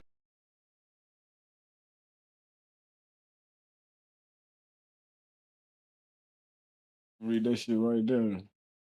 Key details of the incident include the suspect, Jimmy Carlton Winfrey, a YSL affiliate of Young Thug's in-road manager. Vehicle, of course, but we don't read. Communication, prosecutors cited cell phone records showing Winfrey contacted Young Thug before shooting and Birdman immediately after. Legal fallout, although Winfrey initially pleaded guilty in 2015 and received a 20-year sentence, his conviction was overturned in 2018.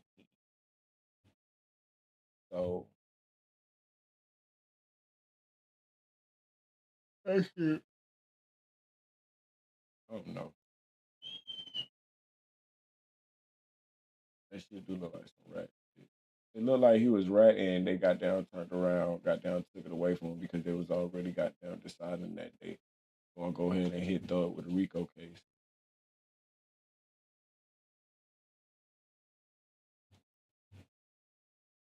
That's probably why they did that shit.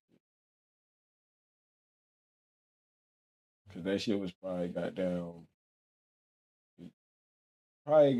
at city level. And they put it no well, it was on the road, it was on 285, so that should automatically state. Then they just passed it up. I think they tried to cut his shit, pass it up, and try to make him part of Rico and take it down. He read it. You feel me? He got a rat deal. That's a rat deal. Oh, this shit was crazy, y'all. This shit was wild. Okay. Okay, Orlando scratching. Listen, Ray J. How about Ray J talking to Sugar Shane Mo?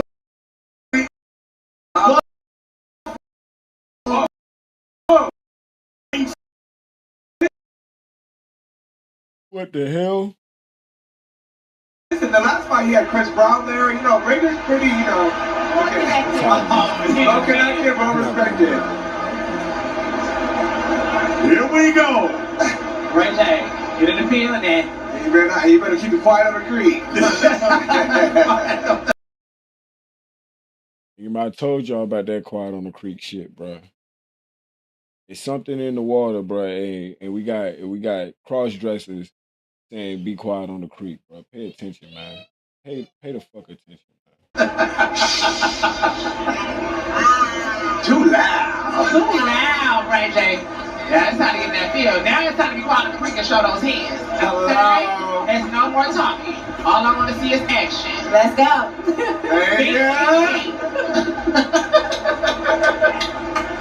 Finally, round one. Oh, Orlando coming out. Look at Ray J. Orlando, you might want to stand up and pick it up a little bit, brother. Ray J, you got to take that Chuck E. Cheese. Orlando said, fuck that, I'm ducking right off Ray. We'll say it ain't because he didn't touch the canvas. Boy, I ain't gonna hold y'all, bro. I would have, bro. What? I would have made Spike Kool-Aid out of motherfucking Ray J. I'm not going, man. I'd have made Spike Kool-Aid out of both of them niggas at the same time. No cap, no cap. Like, don't put me in the ring with them niggas, bro. I would have washed both of them niggas up. I'm not even gonna hold y'all, bro. Like.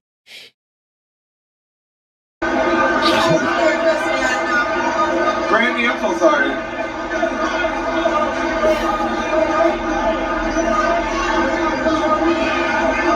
Oh, this good hook there. Little jab there from Ray J. Hold the right hand. Okay. Ray J better fight like the white Barbell is doing. Here we go. Now. Ray J got better form in this fight. He definitely do, but I'm tired of like Ray.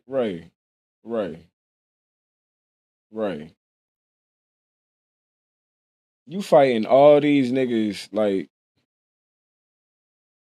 Ray. You supposed to be Big Pyru. Come on, bro. You fighting Ray. Come on, dog. Like Ray. Come on, bro. Come on, bro. Ray, sit down. Sit down, Ray. Sit down, Ray. Reach, finish him. Yeah. You need some more power behind the punch. And stop punching like you're scared. Fall in. Orlando, please remember this is safe. Yeah. Y'all saw that swing? Yo, this nigga Ray J swing like a bitch. I ain't gonna hold y'all, bro. Watch this shit. Watch this shit. Orlando, please remember this is safe.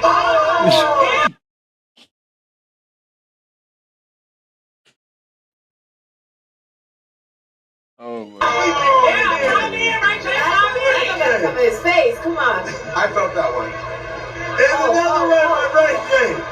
And he goes to the posse. Come on, let's go. Ray J looks serious too. Ray J like, for real, this is my redemption. Let me find out they picked Orlando on purpose. And then like this clown, like the reason why this nigga got down, for sure, Rich B. This nigga right here, man. This nigga Orlando Brown, like, come on, dog. You never give up an opportunity to be a clown, bro. When you gonna be serious? When you gonna grow up and be serious? Here's the final 30 seconds of round one. Like, we even seen Screech. We've seen Screech jump on celebrity boxing and end up becoming champion of celebrity boxing. We've seen Screech from Saved by the Bell whoop ass in the ring, my nigga. Plenty of ass in the ring. You feel me? Like, come on, bro. Like, you ain't gotta be a comedian everywhere you fucking go, bro. Like, that shit is annoying as shit, bro. Like, dead ass. Is any my bad. Does anyone other than me feel like Ray J is on that baby powder? Oh yeah, definitely. Like, or no, or yes, yes. You're not alone in that thought. You're not alone. Definitely feel that way. Like, man. He definitely on that booger shit. Orlando, you swinging fast, but you gotta connect them. Connect face. Let's go. Let's go. Look at on iPad. Get that hand on my face. Look, iPad. Let me find out that pick Orlando first. Here's the final 30 seconds of round one. Them eye bags right there. He getting them eye bags for smoking cigarettes, alcohol, and cocaine. Dead ass. You feel what I'm saying? What? Orlando Brown not even 40. What the fuck is my other? Damn, bro, my other laptop in the room. But Orlando Brown not even all the way fucking like old. You feel me? Like, look at and Raven Simone. Actually, Raven Simone looks a lot better these days. But look at Raven Simone now, and look at fucking Orlando Brown now. You feel what I'm saying? Like,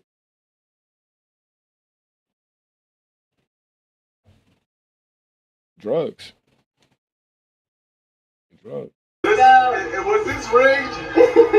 Orlando, you swinging fast, but you gotta connect them. Connect face. Let's go. Let's go. I know, like, get that.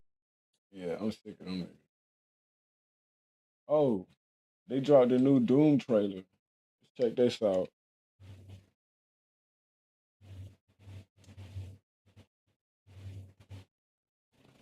They dropped a few new trailers actually.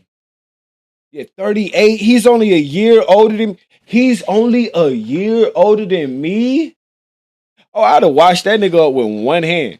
No cap. I'd have whooped that nigga ass with one hand tied behind my back. No cap, bro. That's some old school shit, right? But I'd have beat that nigga with one hand tied behind my back. No cap, man. That's crazy, bro. I'm 37. That's wild. That's wild, bro. Nah, that nigga ain't 38. He can't be. Damn. What trauma? Let's be for real. What trauma? Can we say it's trauma? Like, I'm not gonna hold you. I lived a long life. Not that long, but I guess I made it this far to say I lived a long life. You feel me? Some people are traumatized, bro. Some people actually goddamn like that shit to the point they become addicted to it. And those people like that, they're beyond safe. You feel what I'm saying? And I don't want to come off cold because I'm a father at the end of the day. These are lessons that I got to teach my kids one day. You feel me? So I don't want to be too cold coming off when I'm talking about these things. But, I mean, let's be for real. Let's be all the way for real. Some of these people, beyond saving. And there go my son. He's beyond saving right now. From an ass whooping that he might be getting in a minute. No, I ain't gonna do him like that. I ain't gonna do him like that. But let's check out this new trailer. This shit came out 3 days ago. Let's check it out. Victor was always the smartest guy in every room. He used to be different.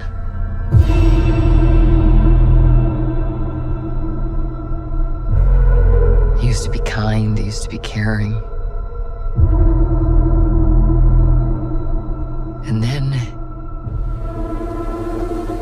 everything he loved was taken from him. I knew he was lost, but I did not realize that he was broken.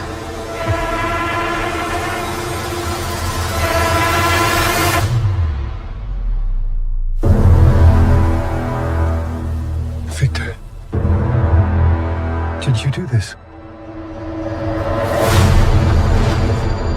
All of you have lived stolen lives. But now you must give them back. Answer me, Victor! Did you do this? I swear, you will beg for hell long before I grant it.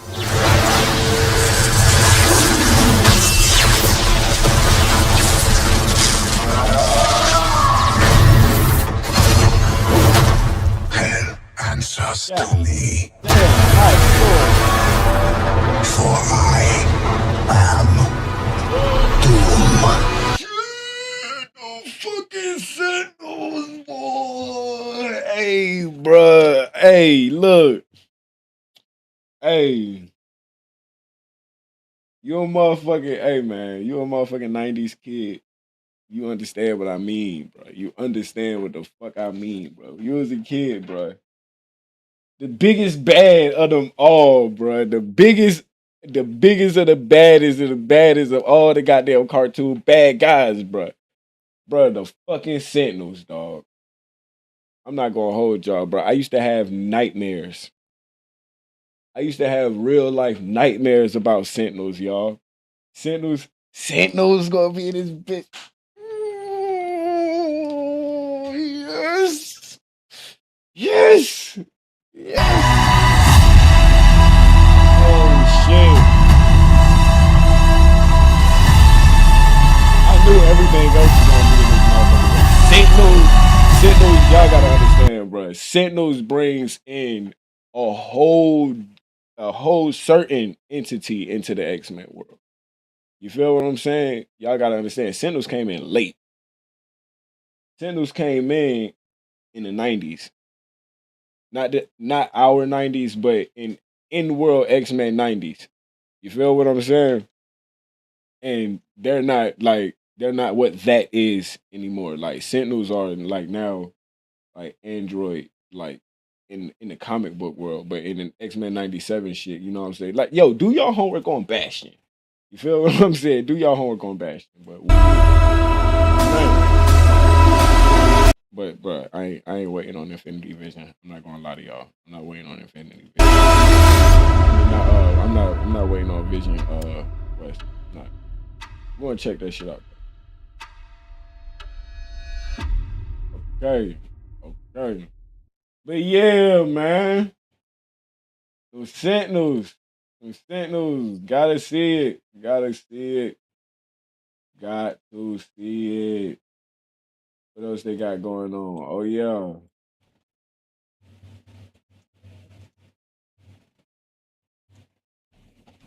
Another drawing for y'all, man. Another drawing.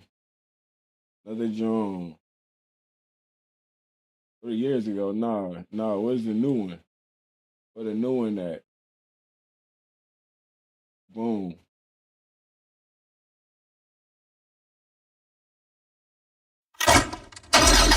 You gotta understand what I've been through.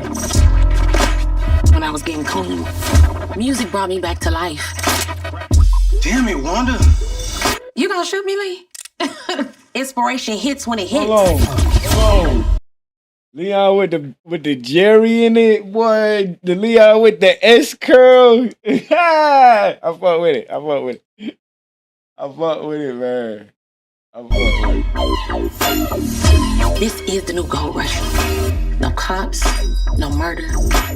From the dope game to the rap game.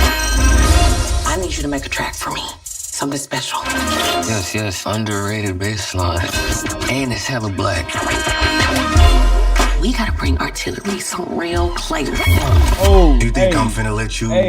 Hey, y'all niggas be talking about West Coast shit, right? Y'all peep. Y'all peep right there. I'm about to talk like my West Coast niggas, man. Y'all, that nigga right there, man. That nigga right there, man. That's my boy Buddy right there, dog. Do y'all homework on Buddy, man. Do y'all homework on Buddy. Dead ass, man. Do y'all homework on that nigga, bro. Be some real players. You think I'm finna let you and your female cousin go to a house full of bloods? Where you from? You should be here. Hey, blood, run that back. These are laughing times of a rider. Laughing times of a rider. Survival is vital. A new world opened up, and I'm at the front of it. Hey, man, shout out to the girl who played Wanda, man. She from the city. Hey, you talking about? She from the city. Fuck you mean? Yes. Still represent. When I was running with Leon Franklin, I had a front row seat to how they changed the game. We know our customers because we are our customers. Uzi in the stash, dodging the crash. Product of the ghetto, so he built to last. Hard to stay in the present when you defined by your past. This music business. How could you let this happen? How was I supposed to? Oh, shit. They got the OG ski in there. OGs, y'all know who that is, bruh. That Bubba Gump, a.k.a. Yeah, he talking like B Club. It's my dad at house. Hey, you talking about? Hey, you mean, nigga? How was I supposed to stop it? Family comes first. Oh, shit. They got hella niggas up in this motherfucker. You ain't got no business in the rap game. I thought that was You understand everything that's happening with these boys right now? I got a tender box, and you keep trying to sell me matches. He's my family, too. I ain't gonna let anything happen to him. Hey, where you from? Talking to you. Where you from? I know exactly what you are. I know this streets just like you. You don't know this gangster business like me. But you go down this road, you gonna get yourself killed. I hope you like slinging tapes in the streets. Wait! Why can't anyone be special around here?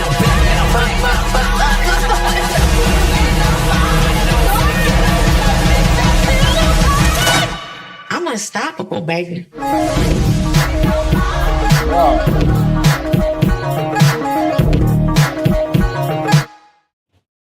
Oh yeah, definitely tuning into that, man. Very necessary.